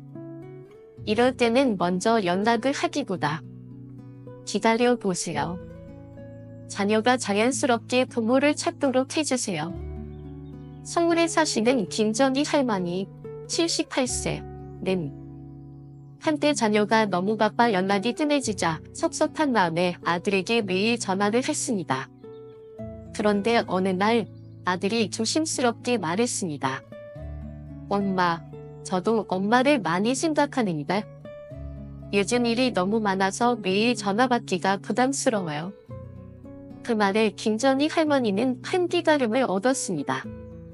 그 후 연락을 하지 않고 가만히 기다려 보았습니다. 그러자 한 달쯤 지나 아들이 먼저 전화를 걸어왔습니다. 엄마, 바빠서 자주 연락 못 드려서 죄송해요. 이번 주말에 같이 밥 먹을까요? 부모가 자녀에게 너무 집착하면 자녀는 부담을 느낍니다. 하지만 부모가 자신의 삶을 즐기면서 기다릴 줄 알면 자녀는 오히려 더 자주 부모를 찾게 됩니다. 잔소리가 아닌 응원을 해주세요. 자녀가 직장에서 힘든 일을 겪거나 자녀 부부 사이에 갈등이 생겼을 때 부모들은 걱정되는 마음에 조언을 합니다. 그렇게 하면 안 돼? 너는 왜 그런 선택을 했니? 나는 내가 이렇게 살길 바라지 않았어. 그런데 자녀 입장에서는 이런 말들이 잔소리처럼 들릴 수 있습니다. 결국 자녀는 부모에게 자신의 고민을 털어놓기 어려워지고 점점 거리감을 느끼게 됩니다. 부산에 사시는 이상훈 할아버지 79세는 아들이 회사에서 힘들어하는 것을 보고 조언을 하려 했습니다. 그런데 아들이 이렇게 말했습니다. 아버지, 저는 그냥 아버지가 제 얘기를 들어만 주셨으면 좋겠어요. 조언이 아니라 그냥 제 편이 되어 주시면 안 될까요? 그때 이상문 할아버지는 큰 깨달음을 얻었습니다. 내가 너무 이끌려고 했구나. 그 후 아들이 고민을 털어놓을 때마다 그래, 내가 힘들겠구나. 나는 내가 어떤 선택을 하든 응원할 거야. 이렇게 말해 주었습니다. 그러자 아들은 더 자주 아버지를 찾아와 고민을 이야기하게 되었습니다. 자녀는 부모의 지시가 아닌 부모의 따뜻한 응원이 필요합니다. 부모가 행복해야 자녀도 행복합니다. 자녀들은 부모가 자신을 의지하는 것이 아니라 자신만의 삶을 건강하게 살아가길 바랍니다. 자신만의 취미를 가져보세요. 새로운 친구를 사귀어 보세요. 여행을 떠나 새로운 경험을 해보세요. 부모의 역할을 내려놓고 나를 위한 삶을 살아보세요. 부모가 행복해야 자녀도 부모와 함께하는 시간을 더 즐길 수 있습니다. 여러분의 생각은 어떠신가요? 여러분도 비슷한 경험이 있으신가요? 자녀와의 관계에서 어려움을 겪으셨던 적이 있나요? 여러분의 경험을 댓글로 나누어 주세요. 서로의 이야기가 또 다른 누군가에게 위로와 깨달음이 될 수 있습니다. 다음 장에서는 인생의 후반전을 더욱 빛나게 사는 방법에 대해 이야기해 보겠습니다. 더 행복한 노후를 위한 지혜를 함께 나누어요. 머리말, 노년에 찾아온 인연, 그 속에 숨겨진 진실. 나이가 들수록 혼자가 된다는 것은 결코 쉬운 일이 아닙니다. 특히 65세 이상의 연령대에서는 배우자와 사별하거나 이혼 후 혼자 살아가는 경우가 많아집니다. 그런데 주변에 보면 이 시기에 새로운 인연을 찾는 남성들이 유독 많습니다. 이들은 사랑과 동반자를 원한다고 말하지만 과연 그 속마음이 정말 그러할까요? 최근 많은 사례를 살펴보면 65세 이상의 남성들이 여성을 찾는 이유는 단순한 사랑이 아닙니다.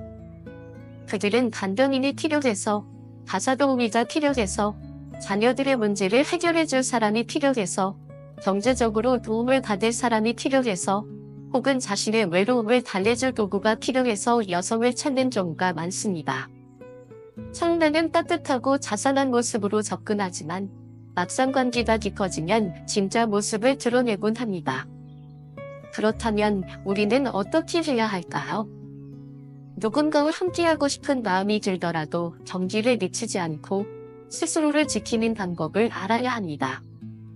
노년 뒤에도 홀로 행복하게 살아가는 방법이 있으며 이는 결코 불가능한 일이 아닙니다.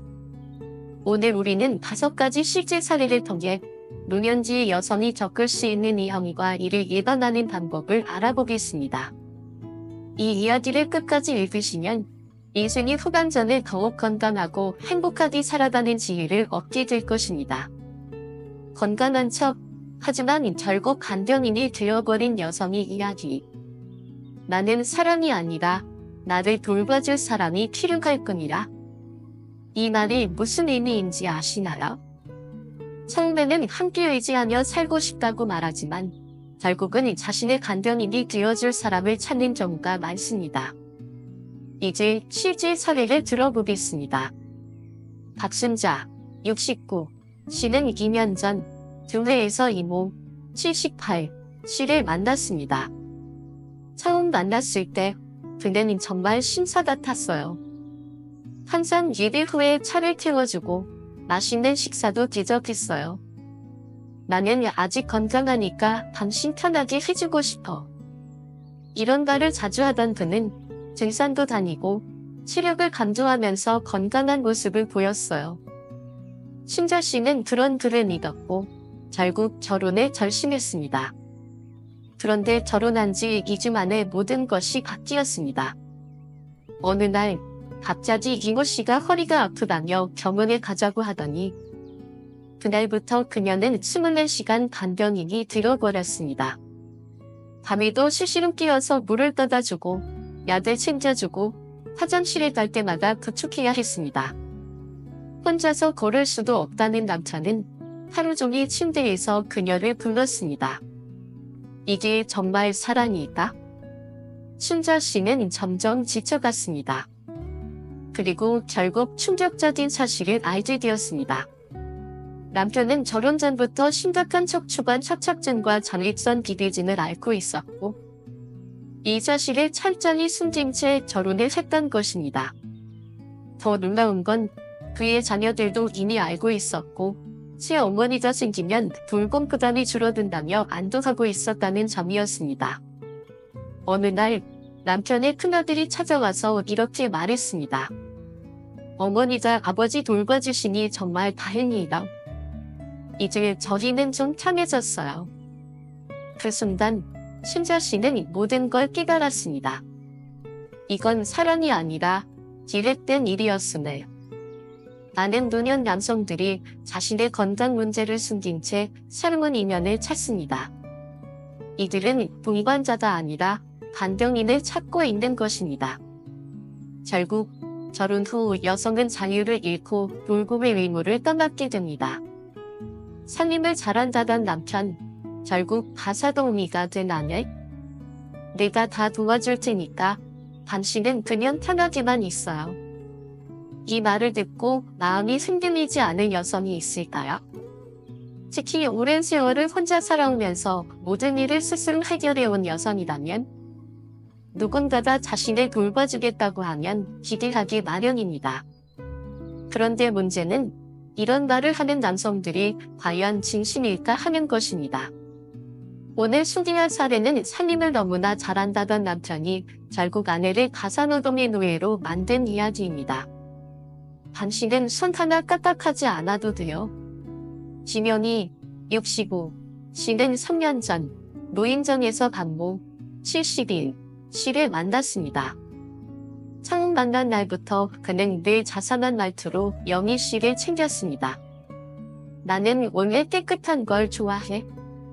집안일은 내가 다 해왔어. 당신 허리 안 좋다고 했죠? 걱정하지 마. 내가 다 알아서 할게. 박 씨는 정말 부지런한 사람이었습니다. 노인정에서 처음 만난 날도 직접 차를 가져와 영희 씨를 집까지 바래다 주었고 그 이후에도 매일같이 찾아와 정성을 다했습니다. 당신 같은 분을 만나서 참 다행이에요. 평생 편하게 모시기요. 영희 씨는 그 말을 믿었습니다. 그러던 어느 날 박 씨가 이렇게 말했습니다. 나 혼자 사는 집이 너무 커. 당신도 혼자 사는데 우리 같이 살면 어떨까? 한참을 고민한 끝에 영희 씨는 그의 제안을 받아들였습니다. 이렇게까지 잘해주는 사람이라면 함께 살아도 괜찮겠지. 그렇게 두 사람은 함께 살기 시작했습니다. 그런데 결혼한 지 한 달도 안 되어 상황이 완전히 달라졌습니다. 살림을 맡아주겠다고 했던 남편, 결국 가사도우미가 된 아내. 어느 날 아침, 박 씨는 식탁 앞에 앉아 불만스러운 얼굴로 말했습니다. 밥이 너무 퍽퍽하네. 밥 지은 밥이 좋은데? 처음에는 대수롭지 않게 여겼습니다. 밥을 새로 지으면 되니까요. 그런데 그날 저녁 또다시 박 씨가 투덜댔습니다. 밥이 너무 싱거워. 네 입맛에 맞게 다시 끓여주면 안 돼?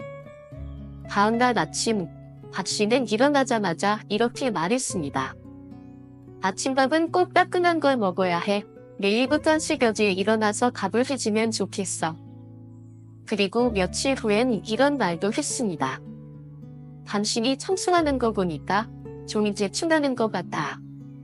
나는 하루에 3번은 청소해야 속이 시원해. 먼지 하나라도 있으면 찝찝하거든. 하루 종일 집안일을 해야 했습니다. 박 씨는 가끔 영희 씨를 불러 먼지를 손가락으로 가리키며 말했습니다. 여기 봐. 아직 먼지가 남아있잖아. 다시 해야 된대. 이제 영희 씨는 집에서 잠시라도 앉아있으면 눈치가 보였습니다. 어느 날 친구와 전화통화를 하다가 박 씨가 한숨을 쉬며 말했습니다. 집안일도 안 끝났는데 전화할 시간이 있어? 그제서야 영희 씨는 깨달았습니다. 나는 지금 뭐 하고 있는 거지? 이 사람을 믿고 들어왔는데 결국 가사도우미가 되어버렸잖아. 남편의 태도가 변한 이유는 무엇일까? 박 씨는 처음부터 기미지 있었던 걸까요? 아니면 시간이 지나면서 본심이 드러난 걸까요? 여기에는 몇 가지 심리적 이유가 있습니다. 자신을 과시하고 싶었다. 박 씨는 초반에 나는 살림을 잘해 라고 강조하며 영희 씨를 안심시켰습니다. 하지만 사실 그는 살림을 하는 것이 아니라 살림을 관리하는 사람이 되고 싶었던 겁니다. 즉, 자신의 기준에 맞추어 집안일을 시키고 싶었던 것입니다. 여성을 불공제공자로 보는 문화적 습관. 한국 사회에서 여성이 집안일을 하는 것이 당연하다고 여기는 남성들이 많습니다. 특히 박 씨처럼 오랜 세월 혼자 살던 남성들은 직접 살림을 하면서도 늘 아내가 해주면 좋겠다는 생각을 가지고 있습니다. 그래서 결혼 후 자연스럽게 이제는 내가 할 차례야 라는 식으로 태도가 바뀌는 것입니다. 고립시키려는 의도. 박 씨는 의도적이었든 아니든 결국 영희 씨를 점점 집에 가두려 했습니다. 밖에 나가면 잔소리를 하고 친구를 만나지 못하게 하고 결국 가사노동에 집중하게 만들었습니다. 이렇게 되면 영희 씨는 점점 자신감을 잃고 박 씨에게 의존할 수밖에 없게 됩니다. 그렇다면 이런 상황에서 우리는 어떻게 해야 할까? 1. 초기 신호를 잘 살펴라. 처음 만났을 때 내가 다 해줄게 라고 하는 사람은 조심해야 합니다. 사실 진짜 자립적인 사람은 서로 돕자라고 말합니다. 내가 다 할게라는 말은 결국 내가 다 해야 해로 변할 가능성이 높습니다. 2. 집안일 역할을 명확히 정하라. 함께 살기로 결정했다면 집안일 분담을 명확히 해야 합니다. 나는 청소를, 반 씨는 요리를 이런 식으로 역할을 정해놓으면 상대방이 일방적으로 일을 떠넘기기 어렵습니다. 3. 나만의 시간을 확보하라. 가사노동을 하다 보면 자신을 잃어버리기 쉽습니다. 그래서 반드시 하루에 1시간 이상은 오롯이 나만의 시간을 가져야 합니다. 책을 읽든 친구를 만나든 운동을 하든 상관없습니다. 4. 당연함을 정지하라. 상대방이 점점 더 많은 것을 요구하는 순간 이게 정말 당연한 일인가? 라고 스스로에게 질문을 던져보세요. 그리고 혼자 해결하려 하지 말고 주변 사람들에게 조언을 구하세요. 사랑이 아니라 손자 돌봄 서비스를 원했던 남편. 손주들이 할머니를 너무 좋아해요. 여보, 당신처럼 좋은 분이 우리 손주들을 돌봐주면 참 좋겠어요. 사랑하는 사람이 자신의 가족을 소중히 여긴다면 당연히 기쁜 일이 아닐까요? 그러나 그 마음이 진심이 아니라 단순히 아이를 봐줄 사람이 필요해서였다면 어떨까요? 오늘 소개할 사례는 사랑이라고 믿었던 결혼이 사실은 무료 교육 서비스로 전해버린 이야기입니다. 손주들에게 좋은 할머니가 되어줄 수 있죠. 이니숙, 63, 씨는 2년 전 퇴직교사 모임에서 최모, 70, 씨를 만났습니다. 70씨는 전직 교장 출신으로 언제나 점잖고 교양 있는 태도를 유지했습니다. 대화할 때마다 자녀 교육에 대한 이야기를 자주 했고 미숙 씨의 교육 경험을 높이 평가했습니다. 우리 손주들이 당신 같은 분을 만나면 정말 행운일 거예요. 당신은 교육 전문가니까 우리 아이들에게 큰 도움이 될 수 있겠죠? 처음에는 그 말이 기분 좋았습니다. 자신의 경험을 인정받고 있다는 느낌이 들었으니까요. 그러나 결혼한 지 일주일 만에 첫 번째 폭탄이 떨어졌습니다. 그날 아침 갑자기 큰며느리가 두 아이를 데리고 집에 찾아왔습니다. 어머님, 밤낮 동안만 아이들 좀 봐주세요. 어머님은 선생님 출신이라 교육도 잘 시켜주실 거잖아요. 미숙 씨는 당황했지만 며느리가 너무 당연하다는 듯 말하니 거절하기 어려웠습니다. 며칠 정도는 괜찮겠지? 그렇게 아이들을 돌보기 시작했습니다. 그런데 그 며칠이 몇 달로 바뀌는 데는 오랜 시간이 걸리지 않았습니다. 끝없이 이어지는 손자 돌봄. 어느 날은 작은 며느리가 찾아와 말했습니다. 어머님, 이번엔 우리 아이들도 좀 부탁드려요. 이제 매일 아침부터 저녁까지 4명의 손주들을 돌보는 것이 일상이 되었습니다. 아침에는 진저 준비를 시켜야 했고 오후에는 학원 숙제를 도와줘야 했고 저녁에는 식사를 준비해야 했습니다. 심지어 주말마다 모든 가족이 모여 10명 이상의 식사를 준비해야 했습니다. 처음에는 단순히 돕는 거라고 생각했습니다. 하지만 시간이 지날수록 점점 부담이 커졌습니다.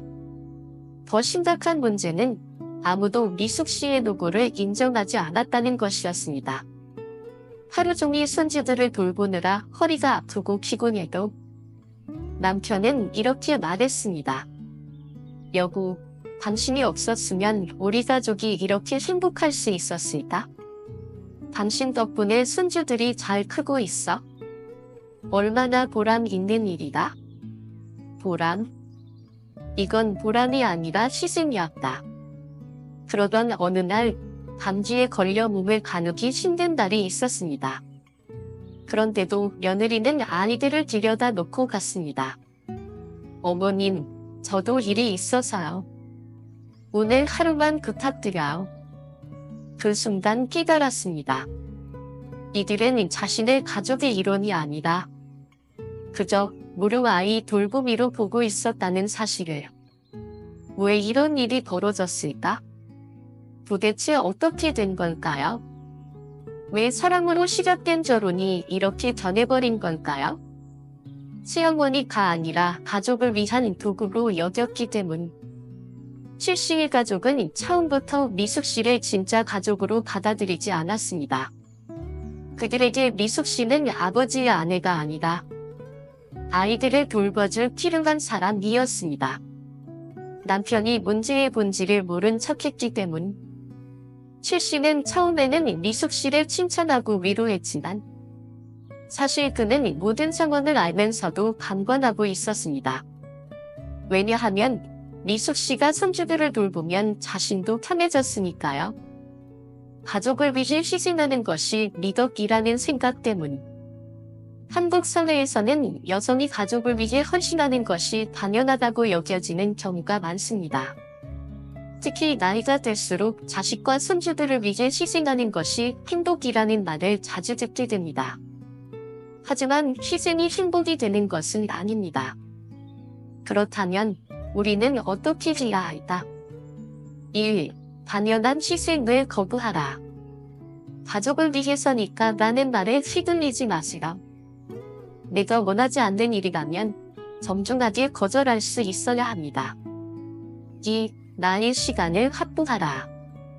손주들을 돌보는 것도 좋지만 나만의 삶을 포기해서는 안 됩니다. 노후에도 배우고 즐기고 여행하며 스스로를 위한 시간을 가져야 합니다. 3. 남편과 분명한 선을 그어라. 결혼 전에 아이들을 돌봐줄 사람이 필요한 건 아닌지를 확실히 확인하시라. 그리고 결혼 후에도 내 역할은 어디까지인가를 명확히 해야 합니다. 4. 경제적으로 독립하라. 경제적으로 독립해야만 어떤 상황에서도 주도권을 가질 수 있습니다. 손주 돌봄에 시간을 빼앗기면 경제활동도 어려워집니다. 그러니 반드시 자신만의 경제적 기반을 유지하세요. 경제적으로 여유롭다던 남편, 결국 돈을 빼앗기다. 나 돈 많아. 퇴직금도 많고 연금도 넉넉해. 앞으로 당신은 돈 걱정 없이 편안하게 살면 돼. 여러분이라면 이런 말을 듣고 어떤 기분이 드시겠어요? 누군가가 내 미래를 보장해준다면 당연히 안심되겠죠. 하지만 세상에 진짜 공짜는 없는 법. 오늘 소개할 사례는 경제적으로 여유롭다던 남편에게 모든 돈을 빼앗긴 여성의 이야기입니다. 강남에 있는 내 집에서 살자. 최영순, 66, 씨는 3년 전 아파트 분해 모임에서 강모, 72, 씨를 만났습니다. 처음 만났을 때 그는 정말 신사 같았어요. 깔끔한 옷차림, 여유로운 말투, 그리고 무엇보다 경제적으로 안정된 모습. 나는 연금이 월 700만 원이야. 퇴직금도 10억이 넘고 주식 투자로도 꽤 벌었지. 그의 말은 너무나도 당당했습니다. 제가 처음에는 돈을 아끼지도 않았어요. 명품 가방을 사주고 비싼 식당에서 식사를 대접하고 백화점에서 옷을 사면서 이렇게 말했습니다. 당신이 좋으니까 이제부터 우리 편하게 살자고. 그러던 어느 날 간 씨가 이렇게 말했습니다. 당신 집이 좀 작잖아. 내가 강남에 32평짜리 아파트가 있으니까 거기로 이사 오면 어때? 영순 씨는 고민했습니다. 40년 넘게 살던 집을 떠나는 것이 쉽지는 않았지만 이 사람과 함께라면 더 좋은 환경에서 행복하게 살 수 있겠지? 그렇게 생각했습니다. 그리고 결국 그녀는 결심했습니다. 자신의 아파트를 팔아 상권을 손에 쥔 채 반 씨의 집으로 들어갔습니다. 그러나 결혼 후 단 일주일 만에 모든 것이 변해버렸습니다. 당신 돈도 이제 내 돈이다. 이사한 지 며칠 후 강 씨는 이런 말을 했습니다. 당신 돈 내가 관리할게. 같이 사는데 돈도 같이 관리하는 게 맞지 않아? 영순 씨가 당황하며 망설이자 강 씨는 갑자기 목소리를 높였습니다. 부부 사이에 이런 걸 따지면 되겠어? 내가 당신을 못 믿어서 그러는 거야. 그 말에 결국 영순 씨는 통장과 도장을 넘겨주었습니다. 그리고 그 순간 그녀의 경제적 장애도 사라졌습니다. 이제 마트에 가서 장을 봐도 강 씨는 영수증을 꼭 가져오라고 했습니다. 미용실에 가는 것도 허락을 받아야 했고 친구를 만나러 나갈 때마다 돈 쓸 일인가? 라며 감시당했습니다. 한 달 용돈 10만 원을 받고 그조차도 어디에 썼는지 보고해야 했습니다. 그런데 가장 충격적인 것은 그녀가 팔았던 상권의 행방이었습니다. 내 돈으로 투자 좀 해봤는데 어느 날 영순 씨가 조심스럽게 물었습니다. 내 돈은 어디에 있어? 그러자 강 씨는 시큰둥하게 말했습니다. 아, 그거? 주식에 좀 넣었지. 그 순간 영순 씨의 머릿속이 하얘졌습니다. 내가 당신 돈 손댄 거 아니다. 우리 부부니까 당연히 함께 분려하지. 그러나 결과는 참혹했습니다. 강 씨가 주식 투자로 날린 돈은 2억 원. 남은 2억 원도 어디로 갔는지 모르는 상태였습니다. 이제 영순 씨는 완전히 경제적으로 얽매인 상태였습니다. 자신의 돈은 사라졌고 생활비도 남편에게 의존해야 했고 그마저도 매번 감시를 받으며 살아야 했습니다. 그제야 그녀는 깨달았습니다. 이 사람은 처음부터 내 돈을 노리고 접근했던 거구나. 남편이 경제적으로 통제하는 이유는 무엇일까? 이런 사례는 생각보다 많습니다. 왜 어떤 남성들은 결혼 후 아내의 돈을 통제하려 할까요? 경제적 우위를 통해 관계를 지배하려는 심리. 돈을 통제하면 상대방의 모든 것을 통제할 수 있습니다. 아내가 자신의 돈을 마음대로 쓰지 못하면 결국 남편에게 의존할 수밖에 없죠. 처음부터 아내의 재산을 노리고 접근한 경우 강 씨처럼 일부 남성들은 재혼할 때 상대방의 돈을 목적으로 삼기도 합니다. 겉으로는 부자인 척하지만 실제로는 경제적으로 어려운 경우도 많습니다. 자신의 경제적 실패를 아내에게 전가하는 경우, 사업 실패, 주식 실패 등으로 돈을 잃었지만 그 부담을 스스로 지기 싫어하는 남성들도 있습니다. 결국 아내의 돈을 가져와 해결하려 하죠. 그렇다면 우리는 어떻게 해야 할까? 1. 돈 관리는 철저히 하라. 결혼을 했다고 해도 돈 관리는 각자 따로 하는 것이 좋습니다. 부부니까 돈을 합쳐야 한다는 말에 속지 마시라. 2. 통장과 도장은 절대 넘기지 마라. 아무리 사랑하는 사람이라도 내 재산은 내가 지켜야 합니다. 재산을 관리하는 것은 신뢰와 무관한 문제입니다. 3. 경제적 독립을 유지하라. 어떤 상황에서도 경제적으로 독립해야 합니다. 생활비를 남편에게 의존하면 자유를 잃게 됩니다. 따라서 작더라도 스스로 수입을 만들 수 있는 방법을 찾아야 합니다. 4. 나는 내 돈이 필요 없어 라는 말을 믿지 마라. 나는 돈 걱정 없어. 당신 돈은 손대지 않을 거야. 이런 말을 하는 남성을 정지해야 합니다. 진짜 부자는 자신의 재산을 간종하지 않습니다. 결혼 전에 철저히 조사하라. 결혼 전에 상대방의 재정 상태를 반드시 확인하세요. 겉으로는 경제적으로 여유로운 척하지만 사실은 빚더미 위에 있는 경우도 많습니다. 맺은 말, 사랑과 돈은 분리해야 합니다. 사랑하는 사람과 함께하는 삶은 소중합니다. 하지만 그 관계가 경제적 종속으로 전환한다면 그것은 더 이상 사랑이 아닙니다. 감성적인 남편의 한정, 정신적으로 지배감한 여성. 당신은 특별해요. 당신 같은 사람을 만난 건 내 인생의 가장 큰 행운이다. 이 말을 듣고 가슴이 뛰지 않을 여성이 있을까요? 특히 오랜 시간 외로움을 견디며 살아온 여성이라면 이런 말 한마디가 따뜻한 위로처럼 다가올 수도 있습니다. 그러나 때때로 감성적인 말들은 함정이 될 수도 있습니다. 오늘 소개할 사례는 지적이고 감성적인 남자라는 반면을 썼지만 결국 상대를 정신적으로 지배하고 통제한 이야기입니다. 당신과 함께하는 시간은 마치 한 편의 시 같아. 장미자, 70, 씨는 4년 전 노인대학에서 연모 76, 씨를 만났습니다. 그는 남자였습니다. 다른 남자들처럼 재산을 자랑하지도 않았고 자신의 건강을 강조하지도 않았습니다.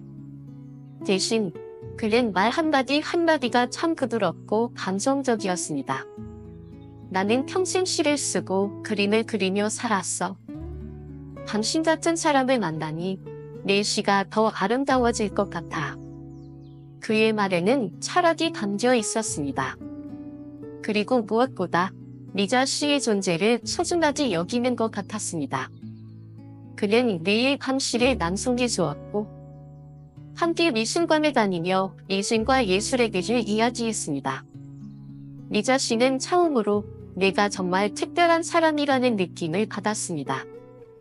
그리고 마침내 두 사람은 함께 살기로 결심했습니다. 그러나 결혼 후 한 달도 지나지 않아 모든 것이 변했습니다. 내가 내 삶을 바꿔줄게. 결혼 후 일 씨는 리자 씨의 생활을 하나씩 바꿔가기 시작했습니다. 그런 옷은 당신에게 어울리지 않아. 너무 화려해 보이니까 이런 색깔로 바꿔보는 게 어때? 처음에는 작은 조언처럼 들렸습니다.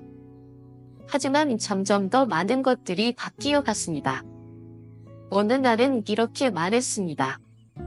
TV에서 나오는 저런 드라마는 너무 저급해. 우리 같은 사람들은 그런 걸 보면 안 돼? 이제 리자 씨는 보고 싶은 프로그램도 마음대로 볼 수 없었습니다. 일 씨는 항상 그녀의 취향을 평가했고 그녀가 좋아하는 것들을 하나씩 부정해 나갔습니다. 그리고 가장 결정적인 순간은 친구 관계를 끊어야 한다고 말했을 때였습니다. 당신 친구들은 당신을 이해하지 못해. 그들은 너무 천박하고 우리처럼 깊이 있는 삶을 살지 않잖아. 그렇게 리자 씨는 친구들과의 연락을 점점 끊게 되었습니다. 처음에는 남편과 더 많은 시간을 보내야겠다고 생각했지만 시간이 지나면서 그녀는 점점 고립되었습니다. 당신이 나를 만난 건 행운이라? 일 씨는 자주 이렇게 말했습니다. 내가 당신을 만난 건 축복이다. 당신 같은 사람을 내가 받아준 게 어디다. 그 말 속에는 감사보다는 일종의 우월감이 담겨 있었습니다. 처음에는 리자 씨가 일 씨를 특별한 사람이라고 여겼지만 이제는 반대로 일 씨가 자신을 특별한 존재처럼 여겼습니다. 그리고 어느 순간 리자 씨는 자신의 생각을 말하는 것이 어려워졌습니다. 내가 이 말을 하면 이 사람이 기분 나빠할까? 나는 예술을 잘 모르니까 그냥 이 사람 말을 따르는 게 낫겠지. 자신이 점점 작아지고 있다는 것을 깨달았지만 이미 너무 많은 것들이 바뀌어 있었습니다. 그리고 이제 와서 다시 원래대로 돌아가는 것은 불가능할 것만 같았습니다. 남편이 정신적으로 지배하는 이유는 무엇일까? 왜 어떤 남성들은 배우자를 감성적으로 조종하려 할까요? 상대방의 약한 부분을 이용하기 때문. 일 씨는 처음부터 미자 씨의 외로움과 자존감을 파악하고 있었습니다. 그래서 감성적인 말로 그녀를 안심시키고 자신을 세상에서 유일하게 그녀를 이해하는 사람으로 보이게 만들었습니다. 점진적으로 통제하기 때문. 처음에는 작은 것부터 시작합니다. 옷 스타일, 말투, 취미, 그리고 친구 관계까지. 그러다 보면 어느 순간 자신이 완전히 남편의 기준에 맞춰 살고 있다는 걸 깨닫게 됩니다. 상대를 고립시키지 때문. 친구와 가족을 멀리하게 만들면 아내는 결국 남편만 의지할 수밖에 없게 됩니다. 이렇게 되면 이 사람 없이는 나는 아무것도 아니다는 생각이 들기 시작합니다. 그렇다면 우리는 어떻게 해야 할까? 1. 처음부터 정지를 가져라. 누군가가 나를 지나치게 칭찬하고 특별하게 여긴다면 조심해야 합니다. 그것이 진짜 사랑일 수도 있지만 상대방이 나를 조종하려는 신호일 수도 있습니다. 2. 나의 취향과 생각을 지켜라. 내가 좋아하는 것들을 포기하기 시작하면 결국 내 삶 자체가 사라질 수 있습니다. 내가 진짜 원하는 것은 무엇인가? 라는 질문을 스스로 던져야 합니다. 3. 친구와 가족과의 관계를 유지하라. 누군가가 내 친구는 수준이 낮아 라고 말한다면 그 사람을 의심해야 합니다. 건강한 관계라면 상대방이 나의 인간관계를 존중해야 합니다. 4. 정신적 독립을 유지하라. 아무리 살아가는 사람이라도 내 생각과 가치를 부정한다면 그것은 건강한 관계가 아닙니다. 스스로의 정신적 독립을 지키는 것이 가장 중요합니다. 5. 작은 전화도 그냥 넘어가지 마라. 그냥 옷 한 벌 바꾸는 거야? 그냥 친구 한 명 덜 만나는 거야? 이렇게 작은 전화들이 쌓이면 결국 내 삶이 완전히 달라질 수 있습니다. 처음부터 작은 통제를 정지해야 합니다. 요즘 나의 진정한 사랑이란 무엇인가? 진짜 사랑이란 상대방을 통제하는 것이 아니다. 서로의 차이를 존중하는 것입니다.